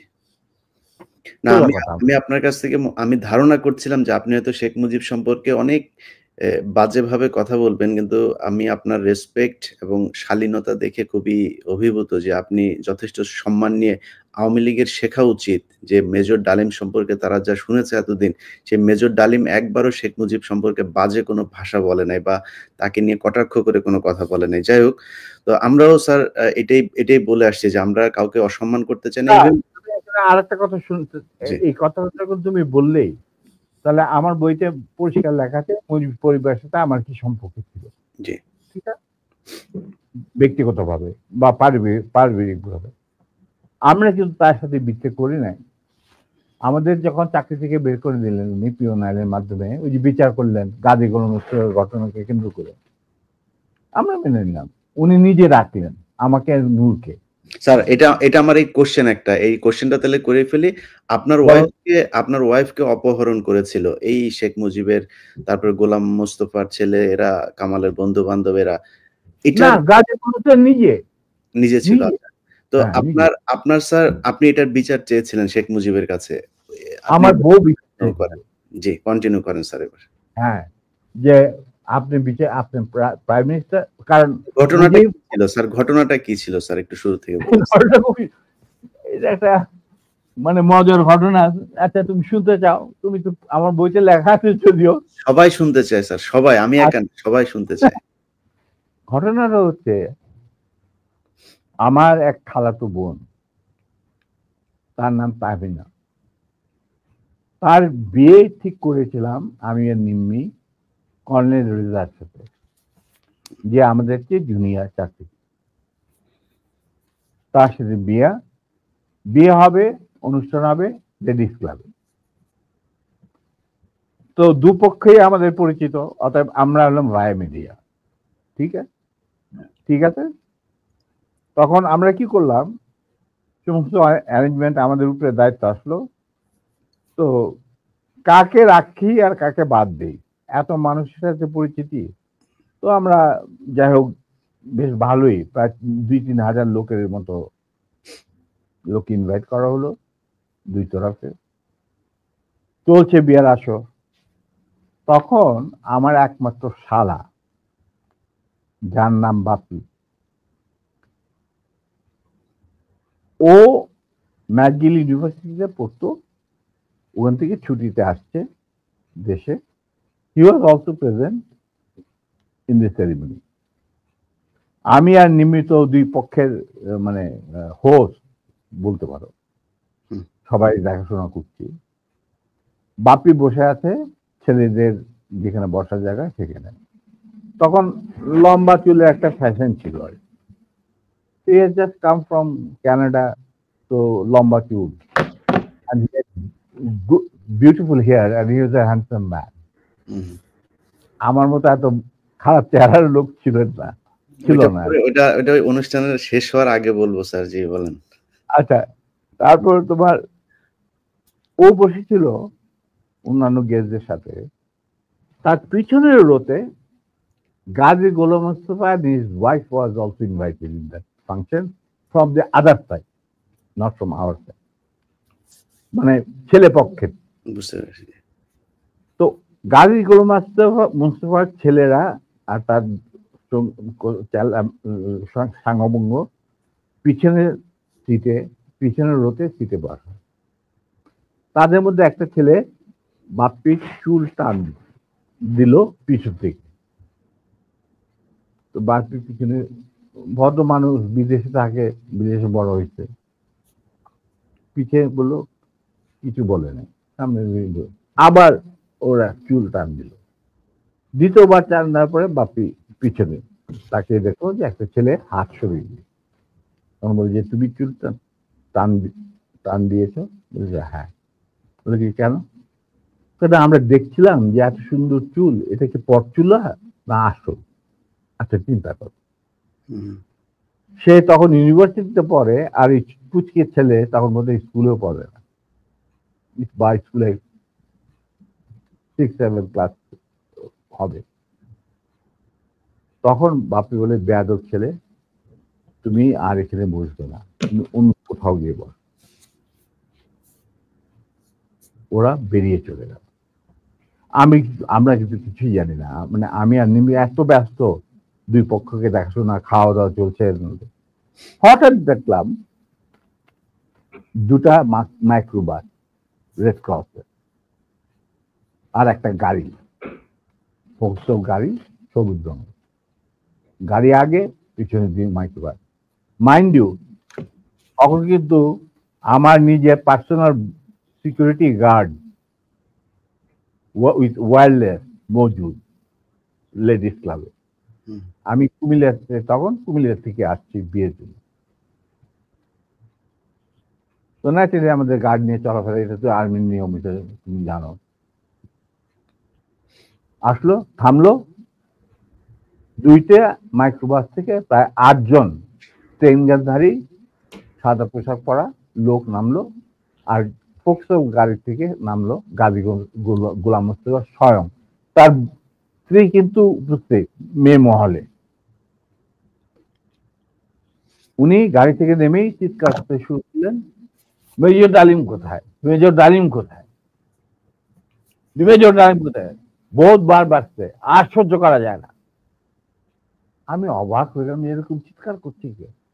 তখন একটা ছেলে এসে, একজন হিওয়াজে ট্র্যাক প্লাটুনের একটা ছেলে, নামটা মনে নাই, এসে বললো যে ভাই আপনাকে কোট করতে, এই চিৎকার করতে গাজী গোলাম মোস্তফা, তার সাথে 8-10 জন ট্রেনগারধারী লোক আছে। মাইন্ড ইউ, তখন কিন্তু army was deployed in the whole country to recover illegal arms. আর আমাদের ঢাকার হেডকোয়ার্টার ছিল রেস কোর্স। আমরাও সেই অপারেশনে যুক্ত ছিলাম।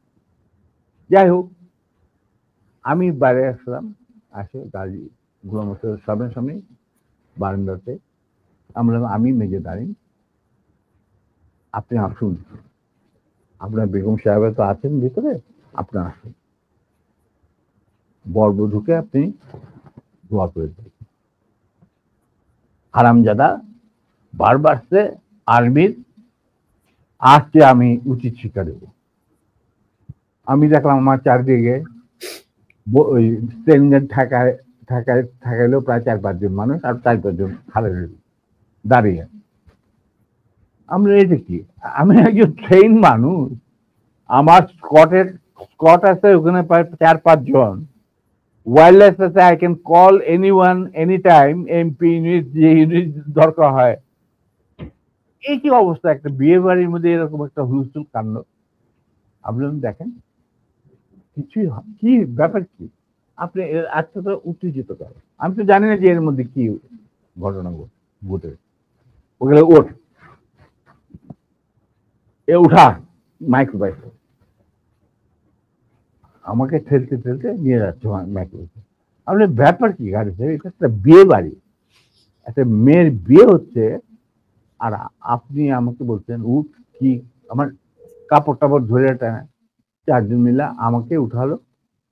খবর চলে গেল ভিতর অন্দর মহলে, নিম্মি আর আমার শাশুড়ি, আমার খালার শাশুড়ি, মানে কন্যার মা, উনি বেরিয়ে আসলেন। ওনারা আসলেন যে কি ব্যাপার, দেখে যেরকম আমাকে ঠেলাঠেলি করে উঠানো হচ্ছে মাইক্রোবাসে। আমি মাইক্রোবাসে উঠলাম, উঠে দেখি চুল্লু আর আলম নামে 2 জন মুক্তিযোদ্ধা, ক্র্যাক প্লাটুনের সদস্য, তারা ছিল আমার ছোট ভাই স্বপনের সাথে, স্বপন বীর বিক্রম। ওদেরকেও মারতে মারতে মানে রক্ত বের করে ফেলেছে, মুখ দিয়ে রক্ত ঝরছে, আহত অবস্থায় তারাও মাইক্রোবাস। তখন আমার খালাম্মা গাজীকে বললো, গাজী সাহেব আপনি কি করছেন? আমার মেয়ের বিয়ে হচ্ছে, আর দে আর দি তারা বরপক্ষেরও কন্যা পক্ষেরও। কি হয়েছে কি? ওরা তো ব্যস্ত। বলে আমি ওদেরকে উচিত শিক্ষা দেবো, ওকে আমি উচিত শিক্ষা দেবো। তখন আমার স্ত্রী বললো যে আপনি তাকে একা নিয়ে যেতে পারবেন না, আপনি আমাকে সঙ্গে নিয়ে আসবেন। ঠিক আছে চল বলে ওরেও ধাক্কা দিয়ে উঠায় দিল মাইক্রোবাসে। তখন আমার খালা বললেন, কাজী সাহেব আপনি কিন্তু বাড়াবাড়ি করছেন, ঠিক আছে, যেখানে আপনি নিয়ে যেতে চান আমিও যাবো সাথে। গাজী কি স্যার তখন ঢাকা আওয়ামী লীগের সভাপতি নাকি? তখন সে আওয়ামী লীগের সভাপতি নয়, he was also the chairman of the Red Cross। বুঝতে পারলা? শেখ মুজিবের সবচেয়ে প্রিয় লোক সে তখন। সে ঢাকার মধ্যে মানে ঢাকা শহরে সে হলো মুজিবের সবচেয়ে বড় লাঠের সর্দার। অশিক্ষিত মূর্খ মানুষ সাধারণত রেড ক্রসের চেয়ারম্যান হয় না, কিন্তু ওকে বানানো হয় যাতে করে লুটের এই যে রিলিফের মার চুরি চামারি করতে সুবিধা। যাই হোক সেটা অন্য ব্যাপার। তারপরে আমাদেরকে নিয়ে উনি গাড়ি ঘুরে চললেন প্রথম ফার্ম গেট দিয়ে ভিতরে ঢোকার পরে আমি দেখলাম যে আরে সম্পূর্ণ কোথায় চাচ্ছে, লক্ষ্মীবাড়ি ক্যাম্পে নাকি। তখন আমি চিন্তা করছি কি করি। এর মধ্যে আমার খালা আর নিমি নিজেদের শাড়ি ছিঁড়ে চুল্লু আর আলমকে ব্যান্ডেজ করে দিয়েছে, মানে যেখানে যেখানে ক্ষত তার দিকে রক্ত পড়ছিল। আমি হঠাৎ বললাম, গাড়ি থামাও driver. In the mean time Swapan Bapi ওরা কিছু গেস্টকে বোধহয় নাম বাড়িতে পৌঁছে দেওয়ার জন্য নিয়ে গেছিল গাড়ি করে, বা গাড়ি আসছিল না, কিছু ওরা উপস্থিত ছিল না। তো আমি বললাম গাড়ি থামা, ড্রাইভার গাড়ি থামা দিল। আমরা তখন আমার গাড়িতে প্রায় 4 জন ট্রেন গানধারী লোক, তাদের একজনকে বললাম যে তুমি গিয়ে ওই সামনে যে গাড়ি গোলাম মোস্তফা বসে আছেন, গাজী গোলাম মোস্তফা সাহেবকে বলেন নাইমাই কিনা আসেন। Somehow that man with train guard, he got down and went to Gazi. গাজীও তখন স্টপ হয়ে গেছে, যে পিছনে গাড়ি স্টপ হয়ে গেছে। আসে বলছে, ওনাকে বোধহয় বলছে যে আপনাকে উনি ডাকছেন নিজের গাড়ি। গাজী গুলস্তান দরজা খুলে আমাদের মাইক্রোবাসে আসলো। তখন আমি গাজী গোলাম মোস্তফাকে বললাম যে গাজী সাহেব আপনি তো আমারই নিয়ে চলছেন, কোথায় নিয়ে যাচ্ছেন জানি না, কিন্তু একটা কথা মনে করে রাখেন, আপনাকে মনে করাই দিচ্ছে আপনার ভালোর জন্য, যে আপনি যে আমাদেরকে এই মাইক্রোবাসে রেড ক্রসের মাইক্রোবাসের মধ্যে ঢুকায় নিয়ে আসছেন, এটা কিন্তু হাজার হাজার মানুষ, শয়ে শয়ে মানুষ দেখতে উপস্থিত ছিল। অতএব আপনি কিন্তু আমাদের সাথে যাই করেন আপনি কিন্তু পার পাবেন। এইটা শোনার পর গাজী গেল একটু ঘাবড়ায়, যে তাই তো, আমি যে উঠাই নিয়ে আসছি এটা তো সবাই দেখছে। তখন আমি বললাম যে আপনি যাই করেন, উনি যখন একটু হতভম্ব হয়ে বোধ দেখাচ্ছে, আমি বললাম যে গাজী সাহেব আমি আপনাকে একটা পরামর্শ দিই, আপনি যাই করেন আপনি শেখ সাহেবের কাছ থেকে আগে পারমিশনটা নিয়ে নেন, এছাড়া আপনি বাঁচতে পারবেন না। এর মধ্যে আমার ছোট ভাই স্বপন বীর বিক্রম ফেরত আসছে লেডিস ক্লাবে, বাপ্পি ফেরত আসছে। ওরা শুনলো যে এই ঘটনা ঘটছে, ওখান থেকে সোজা স্বপন চলে গেল এমপি ইউনিটে, ঢাকা ক্যান্টনমেন্টে। ওখানে গিয়ে বললো যে এরকম অবস্থা, বিয়ে বাড়ি থেকে কিডন্যাপ করে। এই বিয়েতে কিন্তু জিয়া রহমান উপস্থিত ছিল, শফিলিও উপস্থিত ছিল, খালেদ মোশাররফ, মানে সবাই উপস্থিত ছিল। আচ্ছা, তো ওনারা তখন চলে গেছেন। সেদিন কি ছবি দেখানোর কথা ছিল, সত্যজিৎ রায়ের যদি মহানগর না কি একটা ছবি, তো ওটা দেখার জন্য সবাই চলে গেছে আগে তাড়াতাড়ি খাওয়া দাওয়া করে। তখন এই খবরটা পাওয়ার পরে the CEO of the MP unit এই খবরটা ব্রিগেড মেস ইউনিট মেস সবখানে এটা সে জানাই দিল। ইয়াং অফিসাররা লুঙ্গি গেঞ্জি পায়জামা যে যা পরা ছিল সবাই ঢাকা শহরে বেরিয়ে হয়ে আসে। তারা খুঁজতে লাগলো যে আমাদের অ্যাবডাক্টেড অফিসার তার ওয়াইফ কোথায়। আর একদল সোলজার এমপির পাঠানো হলো যারা ওই অবৈধ অস্ত্র কালেকশনে ডিপ্লয় ছিল গাজীর বাড়িতে যাদের পাইছে সবাই বন্দুকেরা নিয়ে আসছে রেস্কিউ ময়দান। আমি কিন্তু এগুলো কিছু জানি না। গাজী তখন আমার কথা শোনার পর ও ওদের কিছু চিন্তা করলো। চিন্তা করার পরে দেখলাম যে উনি লক্ষ্মীবেনের দিকে না গিয়ে 32 নম্বরের দিকে যাচ্ছে কলাবাগানের। আমি বললাম যে আলহামদুলিল্লাহ। তখন 32 নম্বরে গার্ড রেজিমেন্ট ছিল, ফার্স্ট ফিল্ড রেজিমেন্ট, যেটা আমার হাতে গড়া। তারা গার্ড দিচ্ছিল প্রাইম মিনিস্টারের বাড়ি, আমার জানা আছে। তো গাড়ি চললো, আমরা পিছু পিছু চললাম। আবার কাফেলাকে গাড়ি 32 নম্বরের গেটের ভিতরে ঢুকতে না দিয়ে বাইরে খাড়া করায়। স্টপ করার পর গাড়ি তার গাড়ি নিয়ে ভিতরে চলে, আমরা ওখানে থাকলাম। ইতিমধ্যে যখন এরকম সারা আর্মি ডিপ্লয়মেন্ট যারা ডিপ্লয়েড ছিল তারা যখন গাড়ির পরিবেশ ধরে নিয়ে আসছে আর সবখানে ব্যারিকেড দিয়ে চেক করা হচ্ছে প্রত্যেকটা গাড়ি যে আমাদের মিসিং অফিসার তার স্ত্রী কোথায় আছে কিনা, যাতে ঢাকার বাইরে না যেতে পারে। এই হুলস্থুল চলছে। আমাদের তখন রেসকোর্সের কমান্ডার ছিলেন major movement, CO first lancer. তো উনি মেজর মুভমেন্ট ছিলেন অপারেশন ইনচার্জ, পরে লেফটেন্যান্ট কর্নেল। আচ্ছা, যাই হোক, তখন আমরা বললাম যে গাড়ি ভিতরে গেল কি বলবে। ঠিক সেই সময় দেখলাম একটা সাদা টয়োটা গাড়ি আসলো, ড্রাইভিং সিটে বসা স্বপন, পাশে বসা আমার বোনের জামাই লিটু, আবুল খায়ের লিটু, যে নাকি বেঙ্গল গ্রুপের মালিক, বিরাট ধনী ব্যবসায়ী। ওই সালমান রহমান তোমনের সাথে সবাই একটা। যাই হোক, ওরা দুজন আর এসপি মাহবুব সঙ্গে। এসপি মাহবুব ছিল মুজিবের খুবই বিশ্বস্ত একজন কিলার, মানে তাকে যে সমস্ত এই মানুষের মারা টারা হতো আর কি। ঢাকা জেলার SP Mahbub, not Major. He was given during the war, he was given rank of a captain. Mahbub was a good friend of mine, and anyway, ওদের গাড়ি যখন আসলো আর গাড়ি থেকে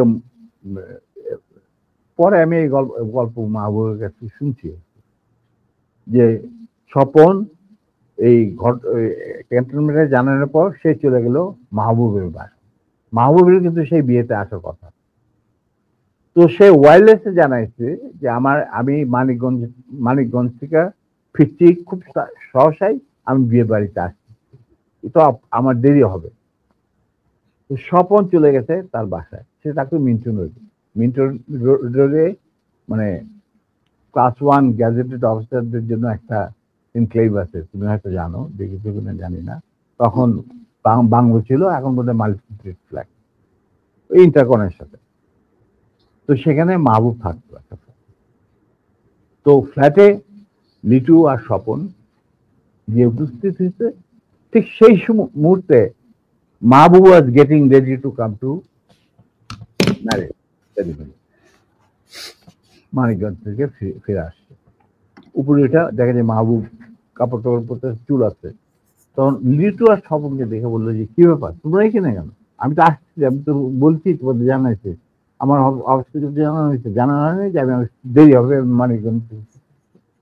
হ্যাঁ, কিন্তু মাহবুব এক ঘটনা ঘটছে।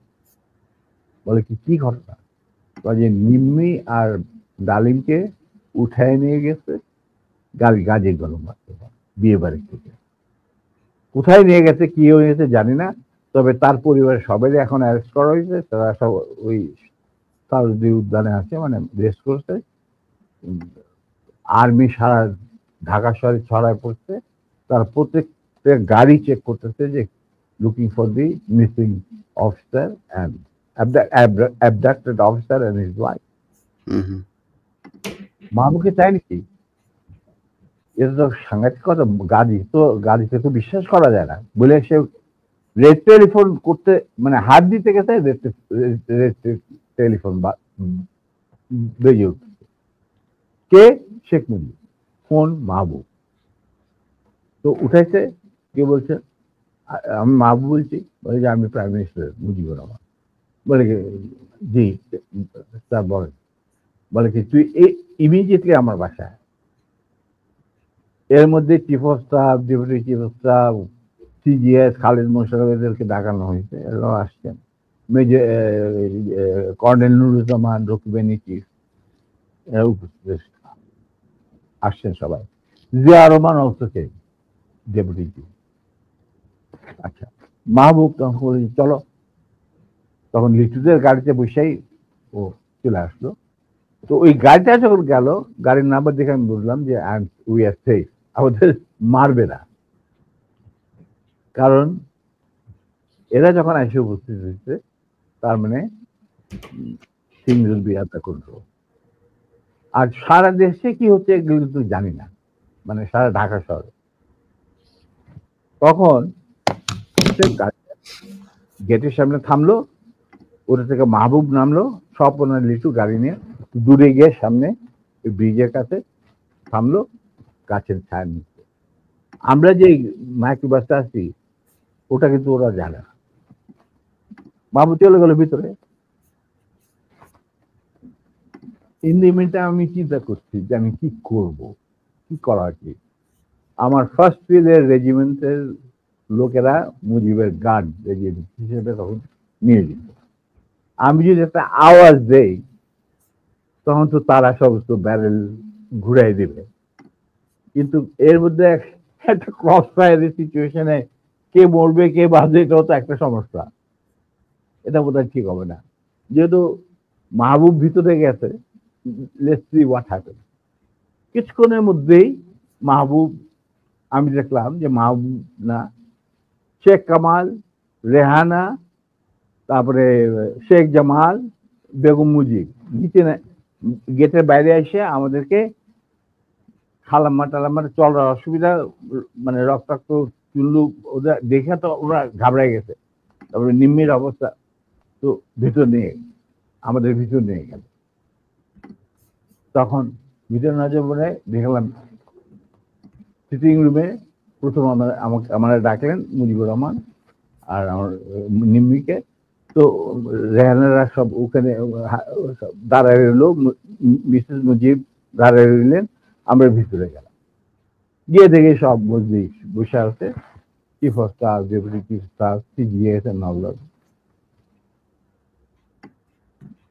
তখন এর মধ্যে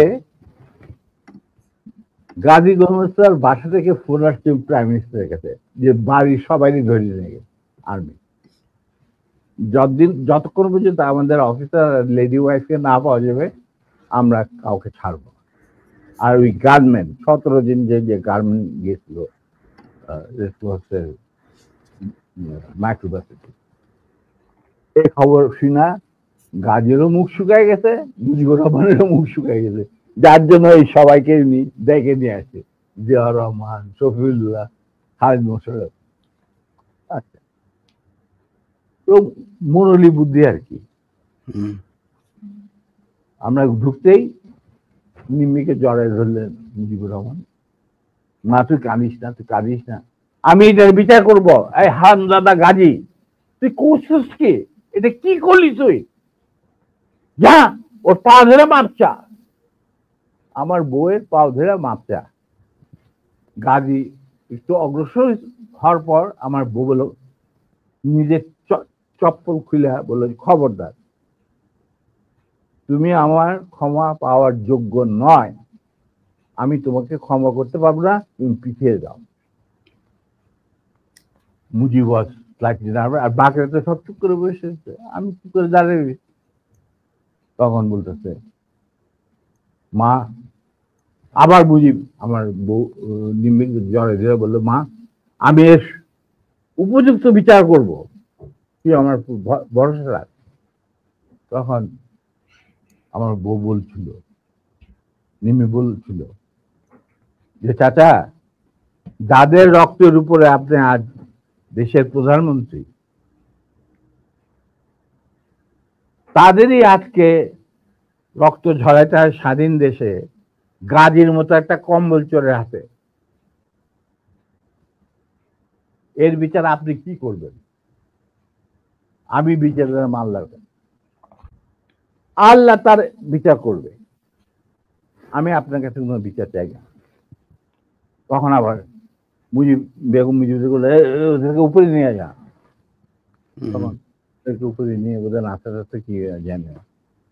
এরপর আমরা বলি এক কাম কর, শফিল্লা, তুমি ওই আর্মি কন্ট্রোলে ফোন করে মোমিনরে বলো গাজীর পরিবারে ছেড়ে যাবে।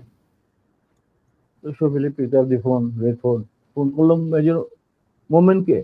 মেজর মোমেন বললেন, sir I am sorry, we are deployed to recover the miscreants and the illegal arms operation আমরা নিয়োজিত। আমি কিভাবে একজন 17 জন অস্ত্রধারীকে ছেড়ে দিতে পারি? Kazi has to produce the missing officer, his wife and এই 17 জন অস্ত্রধারীকে আমাদের কাছে সুপর্দ করতে হবে। তারপরে আমি ডিসাইড করব আমি গাজীর ফ্যামিলিকে ছাড়বো কি ছাড়বো না।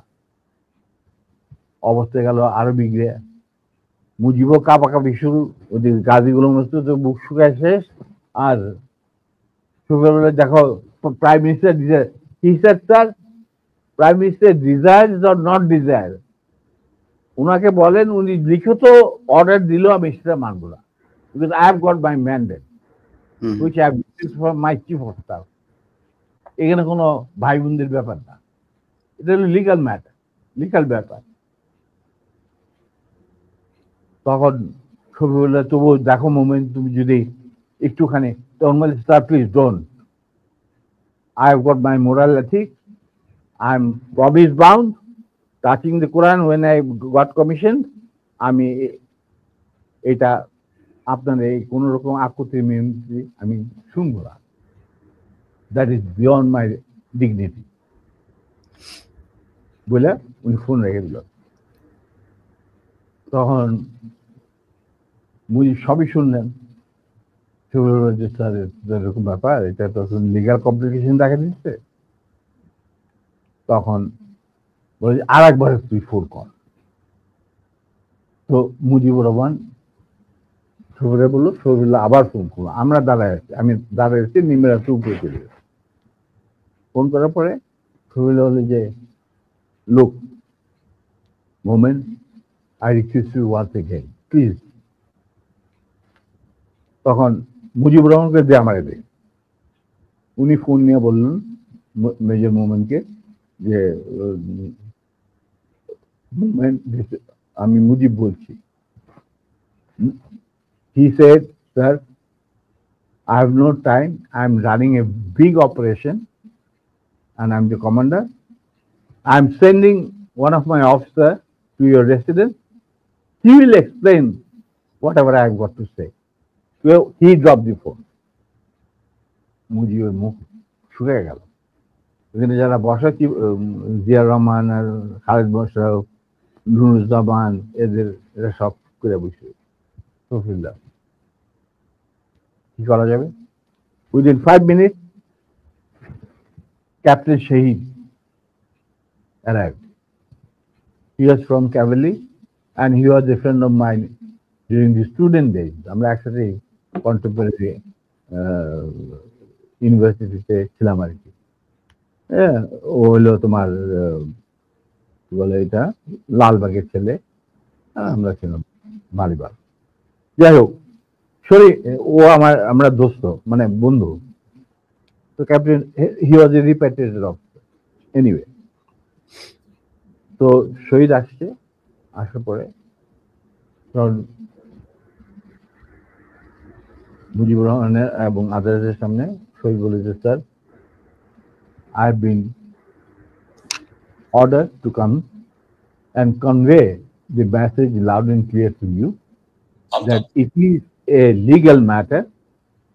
Ghazi has violated the Prime Minister's order on which army has been deployed over the whole country, and he had abducted an officer in uniform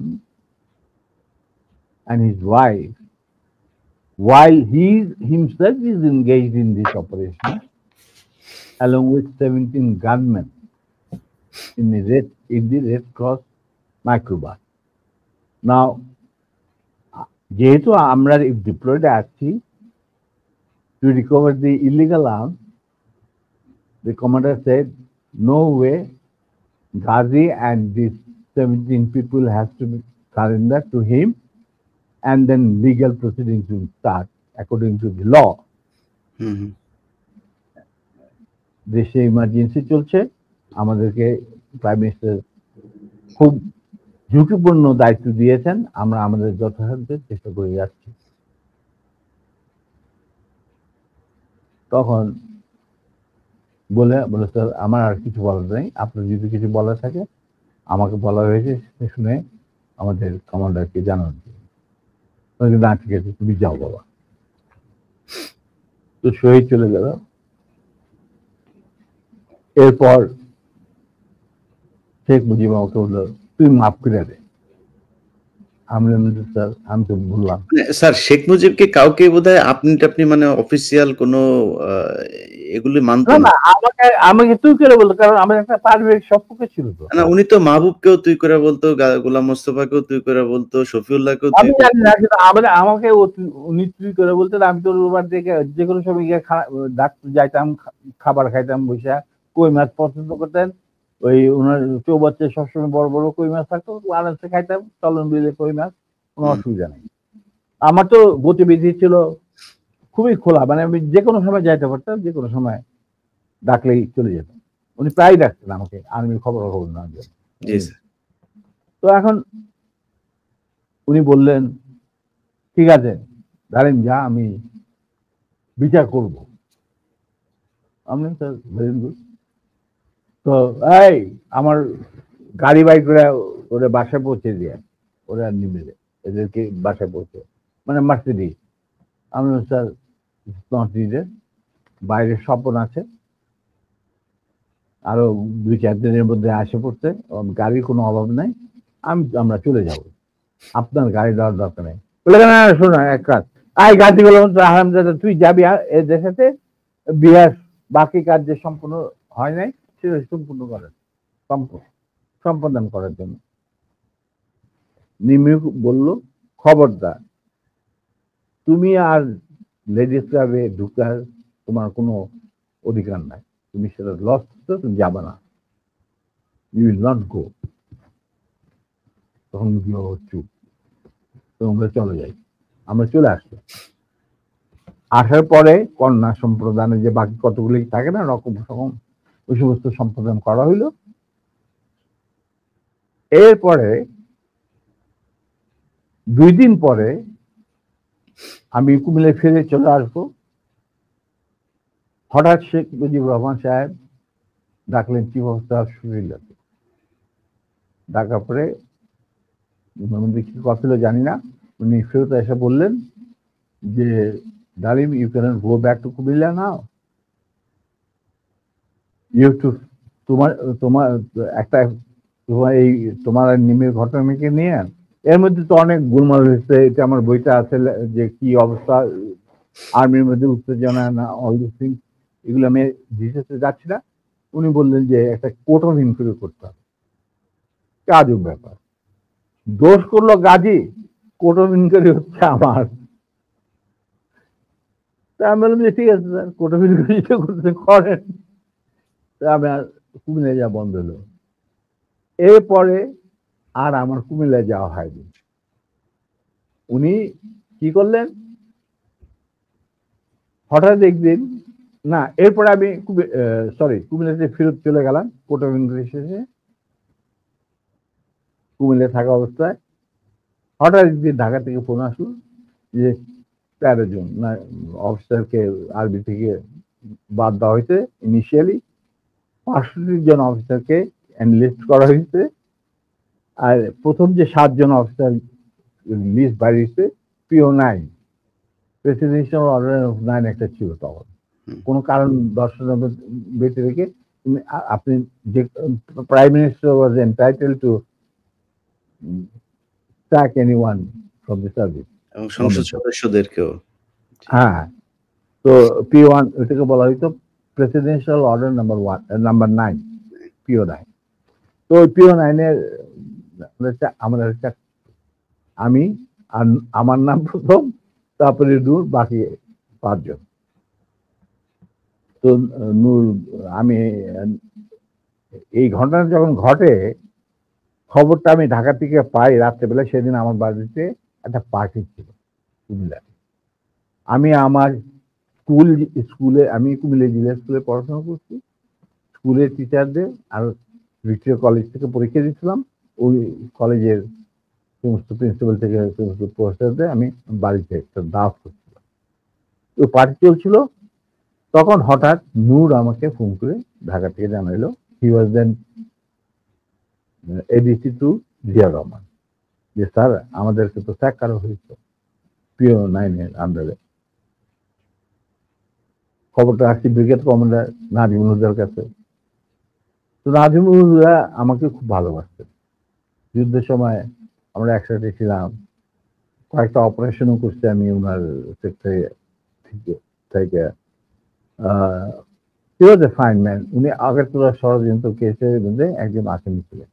যাই হোক, টু কাট ইট শর্ট, উনি এই ব্যাপারটাকে মানিয়ে নিতে পারেন।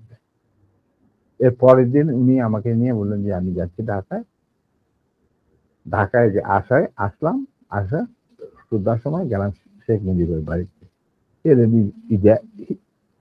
He also had an easy access to Sheikh মুজিবের house. দিয়া শেখ মুজিবকে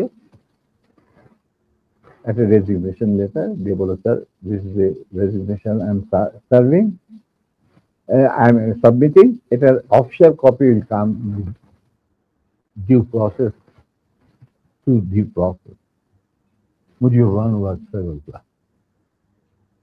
এতে কি নাজু, তুই কেন? Sir I am no more interested. যেই আর্মিতে আমরা কোনো কিছুর লোভে আমরা আর্মিতে চাকরি করি না, না পয়সার লোভে, না কুরগতির লোভে। আমরা শুধু আমাদের দেশের খেদমত করার স্বার্থে আর নিজেদের আত্মসম্মান বজায় রাখার জন্য আমরা ইউনিফর্ম ধারণ করি এবং ওত নিই। যেখানে আমাদের ইউনিফর্মের কোনো মূল্য নাই, আমি সেই আর্মিতে চাকরি করতে চাই। যদি আপনি আমার অনেক কাছের লোক, তবে আপনার প্রতি আমাদের শ্রদ্ধা থাকবে। এদের যদি আপনি চাকরি থেকে বাদ দেন, আমি সে জায়গায় চাকরি করতে না। You become very emotional. তোরা খালি তোদের দিক দেখো, আমার দিকটা কেউ দেখে না। তখন উনি বলেন যে স্যার আপনার দিক দেখা আপনি যথেষ্ট, আর অনেক লোক আছে, বাস this is my final decision. তো আমরা বেরিয়ে আসছিলাম সালাম জানায়, তখন মুজিব আমাকে বললো যে ডালিম তুই একটু থাম, হুদা তুই একটু বাড়ি যা। হুদা বাইরে গেল, আমার বললো যে তুই আর নূর আমার সাথে রাখছি বাসায় যত তাড়াতাড়ি সম্ভব। তো গেলাম আমরা প্রথম যাইতে চাই না, কেন যাবো ওখানে, সেই জন্য যাই হোক, আবার রিমাইন্ডার আসলো মুজিবের তরফ থেকে, তখন তার মানা করা যায় না। গেলাম, যাওয়ার পর that was the last meeting between us and between me and Sheikh Mujib পরিবার। যথাযথ 3 তলায় এই রুমে যেখানে গোপন মিটিং টিটিং হতো ওখানে গেলাম। রেহানা চাটা দিয়ে গেল, আমি নূর আর শেখ। তো আমরা চাটা খেলাম। শেখা বলে, দেখো বাবা, তোরা শুধু তোদের সাইডটা দেখা, আমার সাইডটা দেখ, আমার তো পার্টি নিয়ে চলতে হয়, আমি তো একজন রাজনীতিবিদ, পার্টি বাদ দিয়ে তো আমি চলতে পারি না। আমি আমরা তো কোনো রাজনীতি ইনভলভ না। পার্টি কেন করে চালিত হয়, কিভাবে চলবে, সেটা এই সমস্ত ব্যাপারে আমাদের কোনো জ্ঞানই নেই। আপনার জ্ঞান আছে, আপনার জ্ঞান আপনার কাছে রাখেন, আমাদের কেন এই সমস্ত বলতে? না না, তোরা তো আমার এই ডিসিশনে পার্টি চাপে আমাকে, আমি সিদ্ধান্ত নিতে হয়েছে। হ্যাঁ স্যার, আপনি ভালোই সিদ্ধান্ত নিচ্ছেন। 65 জন অফিসারকে চাকরি বার করে দিলে কি অসুবিধা হবে? আর্মিতে তো হাজার হাজার অফিসার আছে। উনি বললো যে না না শোন, তোরা কি, তোদের জন্য আমি কি করতে পারি? তোরা যদি বিদেশে চাকরি করতে চাস, আমি তোদেরকে বিভিন্ন মিশনে পাঠাতে পারি, যেখানে যাদের ইচ্ছা। তোরা যদি ব্যবসা করতে চাস, তাহলে শেখ নাসেরের পার্টনার হয়ে ব্যবসা কর, মানে তার ছোট ভাইয়ের সাথে পার্টনার হয়ে ব্যবসা কর। আমরা বললাম চাচা, আপনি আমরা শ্রদ্ধা করি, এখনো শ্রদ্ধা করি।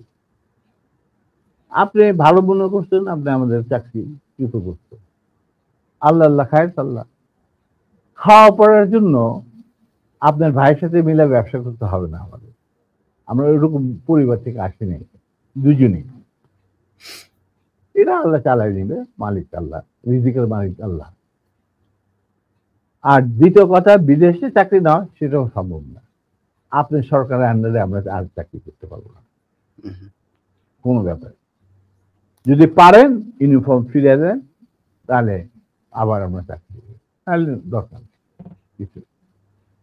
কিন্তু যারাকে একটা কথা বলে দিচ্ছি, এই যে আপনার পার্টি করতেছেন না, যারা আপনার কানে মধু ডালে সবসময়, যে বাংলাদেশ মানে মুজিবুর রহমান, বাংলাদেশের জনগণ মুজিবকে ভালোবাসে, মুজিব তাদেরকে ভালোবাসেন। আবার একই সাথে আপনি দেখেন যে টিকা গণভবনের দেওয়ালে যে মুজিব বলে কম্বল তোরা গাদি, এতগুলি কম্বল এলো, আমার কম্বলটা কই, সেটাও বাংলিশ করে বাইরে পাঠাই হারামজাদা। এদের নিয়ে আপনার রাজনীতি করতেছে করেন। আবার টিকা দেখা যায় মুজিবের মাথায় গোবর, বুদ্ধি বলে কিছু নাই। আপনি আবার তোফাইল দিঘান, এই কথা জানলো কিভাবে জনগণ? তখন আবার তোফাইল কাজ এগুলি জানলি জলদি। চাচা, এই যে চাটার দল আপনাদের ঘিরে রাখছে, আপনি জানেন না, আপনি আজকে 71-এর আগে যে মুজিব আপনি ছিলেন, সেই মুজিব আজকে আপনি না। আপনাকে জনগণ কতটা যে ঘৃণা করে, আপনি যে জনগণ কত দূরে চলে গেছেন। আমরা মাঠে ময়দানে কাজ করি, আমরা জানি দিন একদিন আসবে, চাচা, আগে হোক পরে হোক, দিন একদিন আসবে, যেদিন যখন গুলির বৃষ্টি শুরু হবে, সেই গুলিগুলো সব আপনি নিজেই ধারণ করতে হবে। আপনার চারিপাশে একজন লোককে খুঁজে দেবে। আসি, সালাম বলে আমরা স্যার, আপনার অ্যাসিস্ট্যান্ট যারা আছে তারা আমাকে একটু হারি আপ করতে বলছেন। আমি এক কথা একটা কোশ্চেনের উত্তর নেই, যে শেখ মুজিব বেশি খারাপ মানুষ ছিল না শেখ হাসিনা বেশি খারাপ ছিল স্যার? দেখো, অ্যাকচুয়ালি শেখ হাসিনা তো তখন খুবই ছোট, তার সাথে তেমন একটা ইন্টারাকশন ছিল না, বিয়ে হয়ে গেছে বাজারের সাথে। কিন্তু আমি দেখতাম যে প্রত্যেকদিন রাত্রেই মায়ের থেকে চাইতো মুজিব, আমার বেগম মুজিব খাওয়াই টাই পাঠাই দিত। আচ্ছা, তখন সে ছাত্র রাজনীতির মধ্যে কিছু চলতি ছিল, তেমন বিশেষ কিছু না, ওর চেয়েও বড় বড় নেতা ছিল। মহিলা আওয়ামী লীগে। অতএব আমি এই ব্যাপারে তেমন একটা কি বলতে পারবো না, তবে স্বৈরাচার হিসাবে বলতে পারবো। হ্যাঁ, আমি এটাই বলছি জি স্যার। হাসিনা, এখনকার হাসিনার কথা বলছি জি স্যার। এখনকার হাসিনা ওয়াজ ফার মোর ভিশাস এবং রক্ত পিপাসু দেন হার ফাদার। এটা বলতে আমার কোনো, মুজিব বীজ বপন করেছিল এক নায়ককে স্বৈরাচার, আর সেইটাকে 16 বছরে পাকাপোক্ত করতে ভারতের সাহায্যে হাসিনা, এবং সে তার চেয়েও বেশি বাংলাদেশে ক্ষতি করছে, বাংলাদেশের লোকে মারছে, গুম করছে, আয়না ঘর সেই ঘর ফাল এই সমস্ত। অতএব তার কীর্তিকলাপ মুজিবের তুলনায় হাজার গুণ বেশি। স্যার, মেজর জলিলকে গ্রেপ্তার করেছিলেন কেন আপনারা স্যার? কে? মেজর জলিলকে কেন গ্রেপ্তার করতে হলো? ও, সে আমাদের একজন সহজ মানে সমমনা মেম্বার ছিলেন। ওনাকে বন্দি করছিলেন, মূল কারণ ছিল ওই ভারত যে 16,000 কোটি টাকার জিনিসপত্র চুরি করে লুট করে নিয়ে গেছিল বাংলাদেশ থেকে, যেটা পারমিশন দিয়েছিল মুজিব সরকার, মানে তাজউদ্দিন সরকারের মুজিব সরকার। তার বিরুদ্ধে he was the man who spoke out, যে আমি একটা জিনিস বনগা দিয়ে কোনো ট্রেন যেতে দেব না। সেই জন্য তাকে অ্যারেস্ট করছিল। পরে বসে মুক্তিযোদ্ধাদের আমাদের চাপে ছাড়িয়ে দিতে বাধ্য।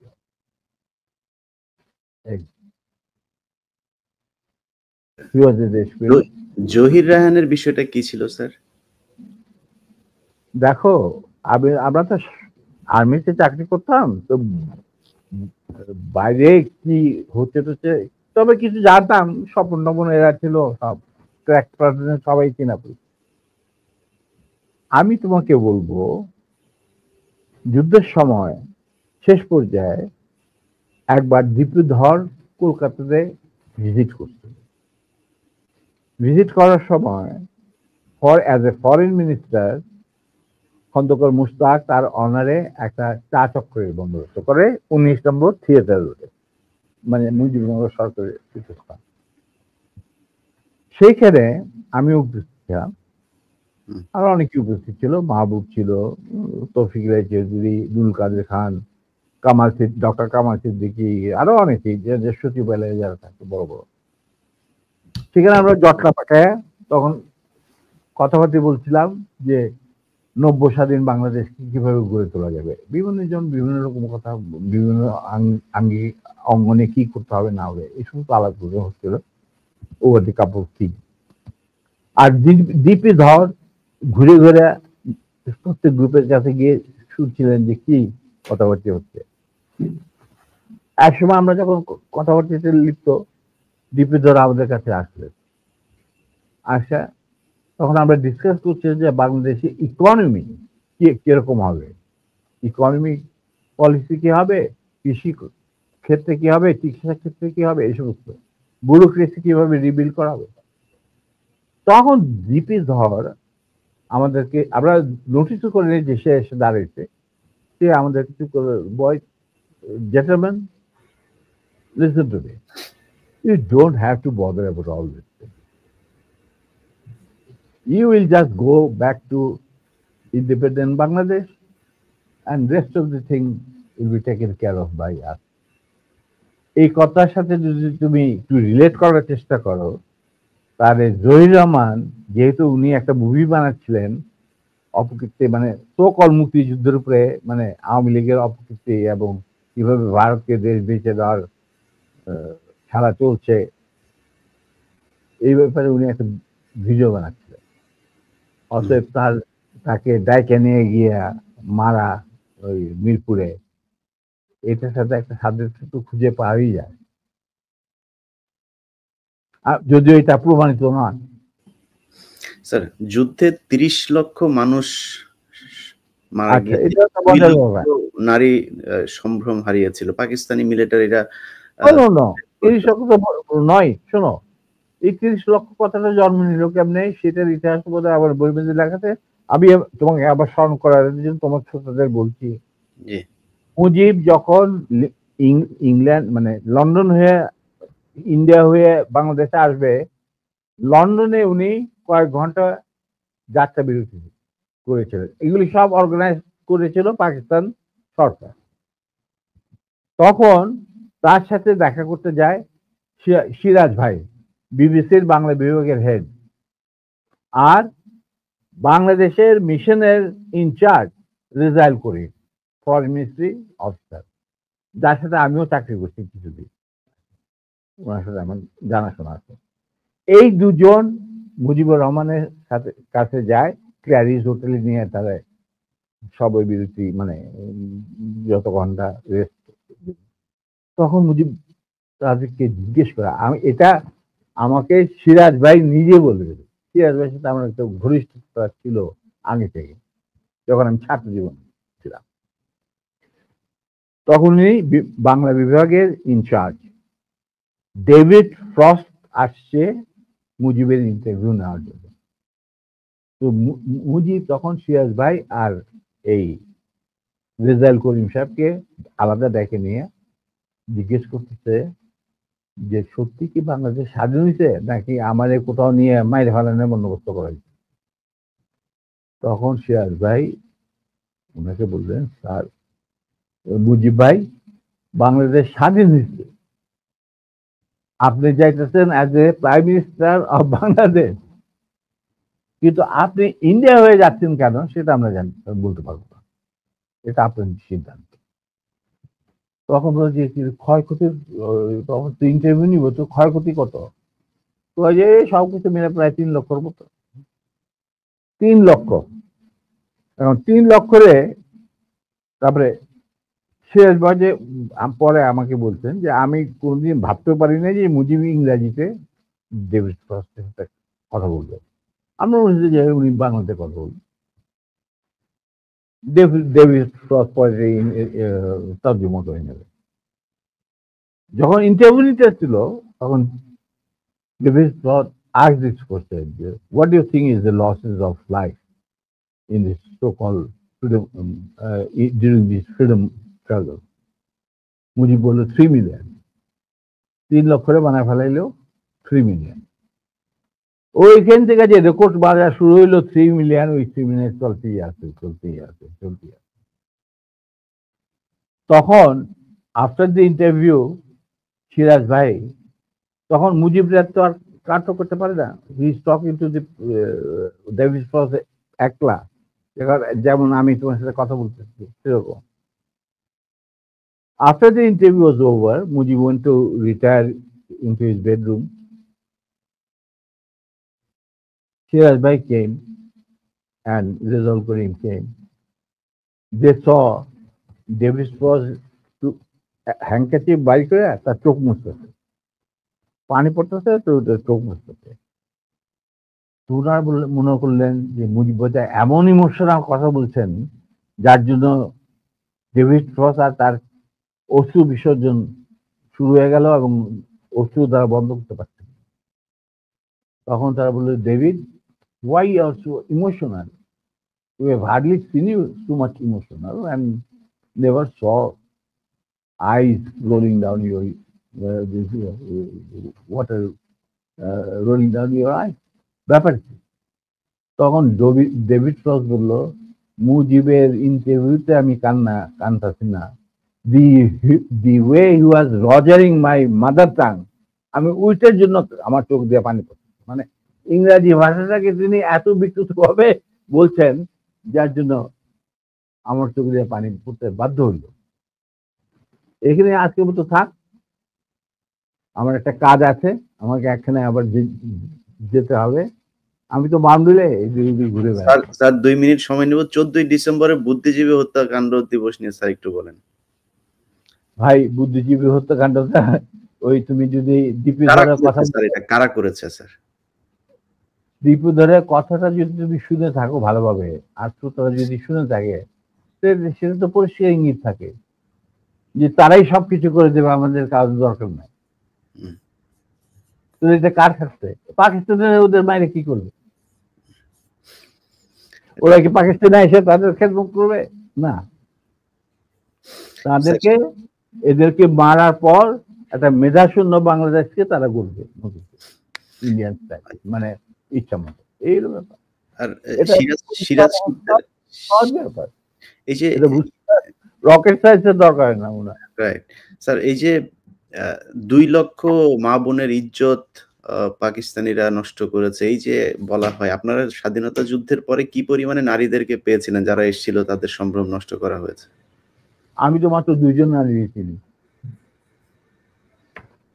আর কি বলি।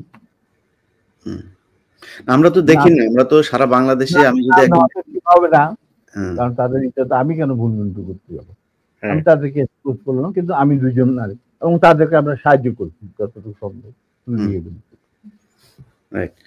আর স্যার, সব শেষ কোশ্চেন হচ্ছে, সিরাজ শিকদারকে স্যার কেন মারা হলো, এটা বলে আমি আপনাকে আজকের মতো বিদায় দেবো স্যার। দেখা, Siraj Sikdar was a genuinely patriotic revolutionary.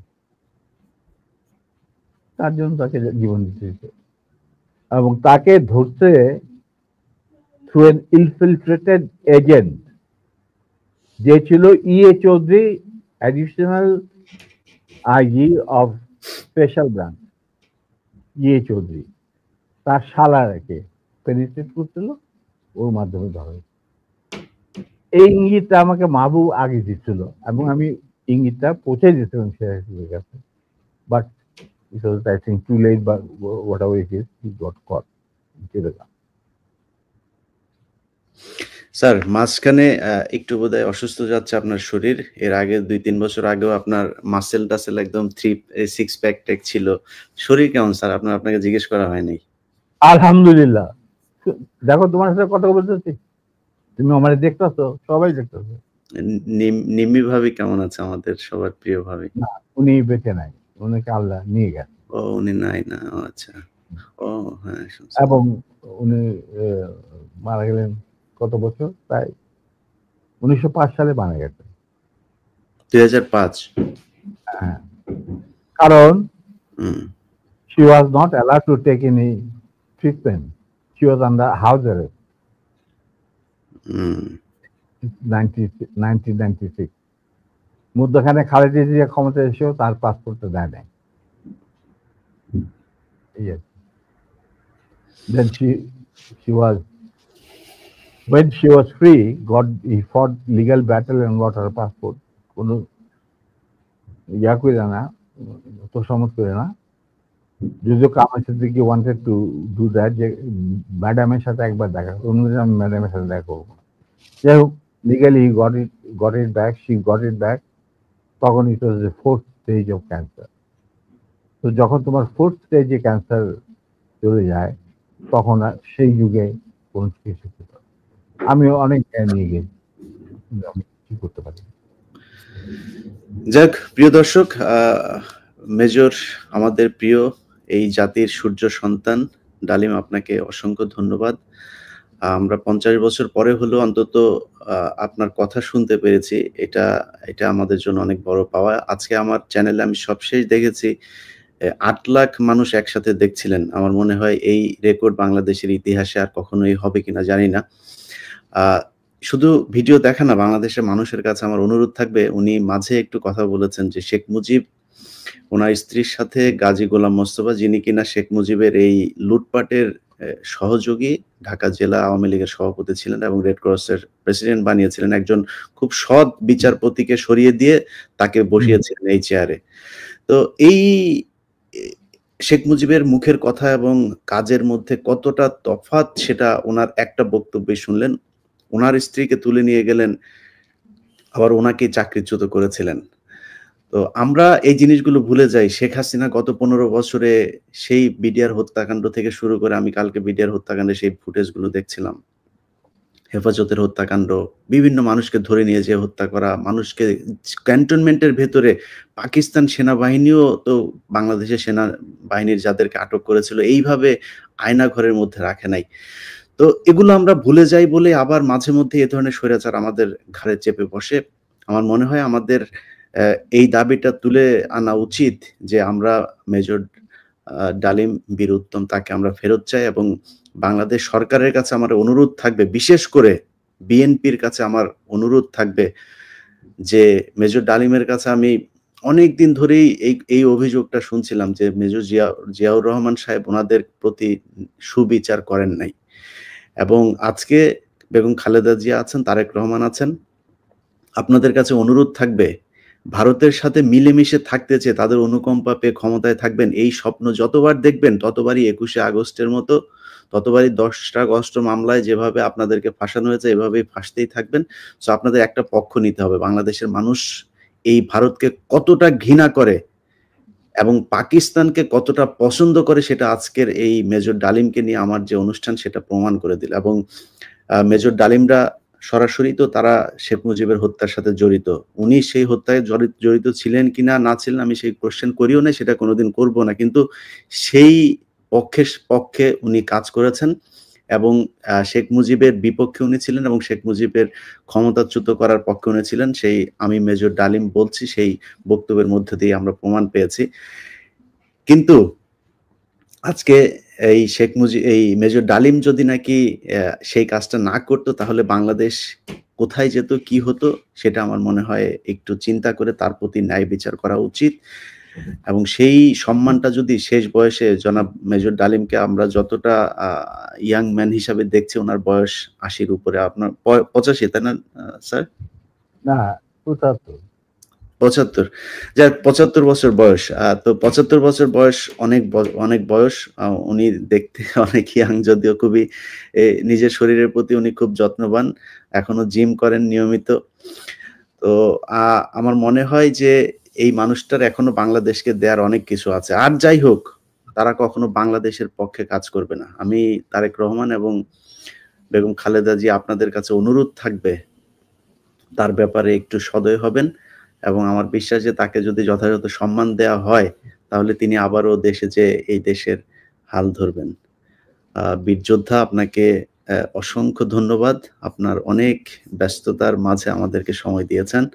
যদি জাতির উদ্দেশ্যে আর কিছু বলার থাকে।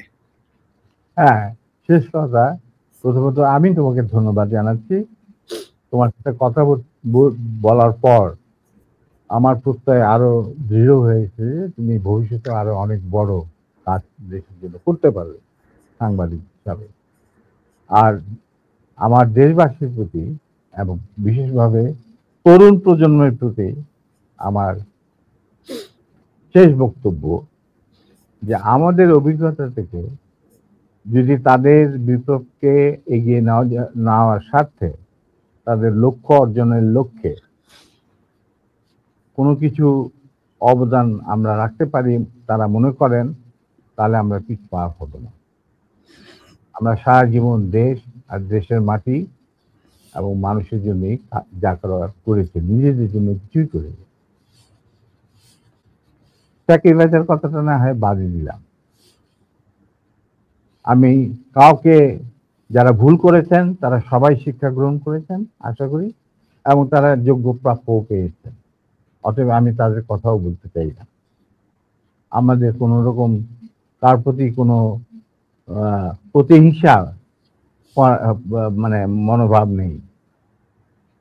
যার মতো কাজ করেছেন আল্লাহ তার বিচার করবেন, এবং বিচার হয়ে গেছে, কিছু বিচার বাকি হয়ে গেছে, তা আল্লাহ করবেন। এবং আমরা যা কিছু করেছি সেটাও আল্লাহরই হুকুমে হয়েছে। এরকম মেজর ডালিম হয়তো অন্য কেউ হতে পারত। এটি আমার শেষ কথা। আমি তোমার মাধ্যমে তোমার যারা আমার এই কথা শুনছেন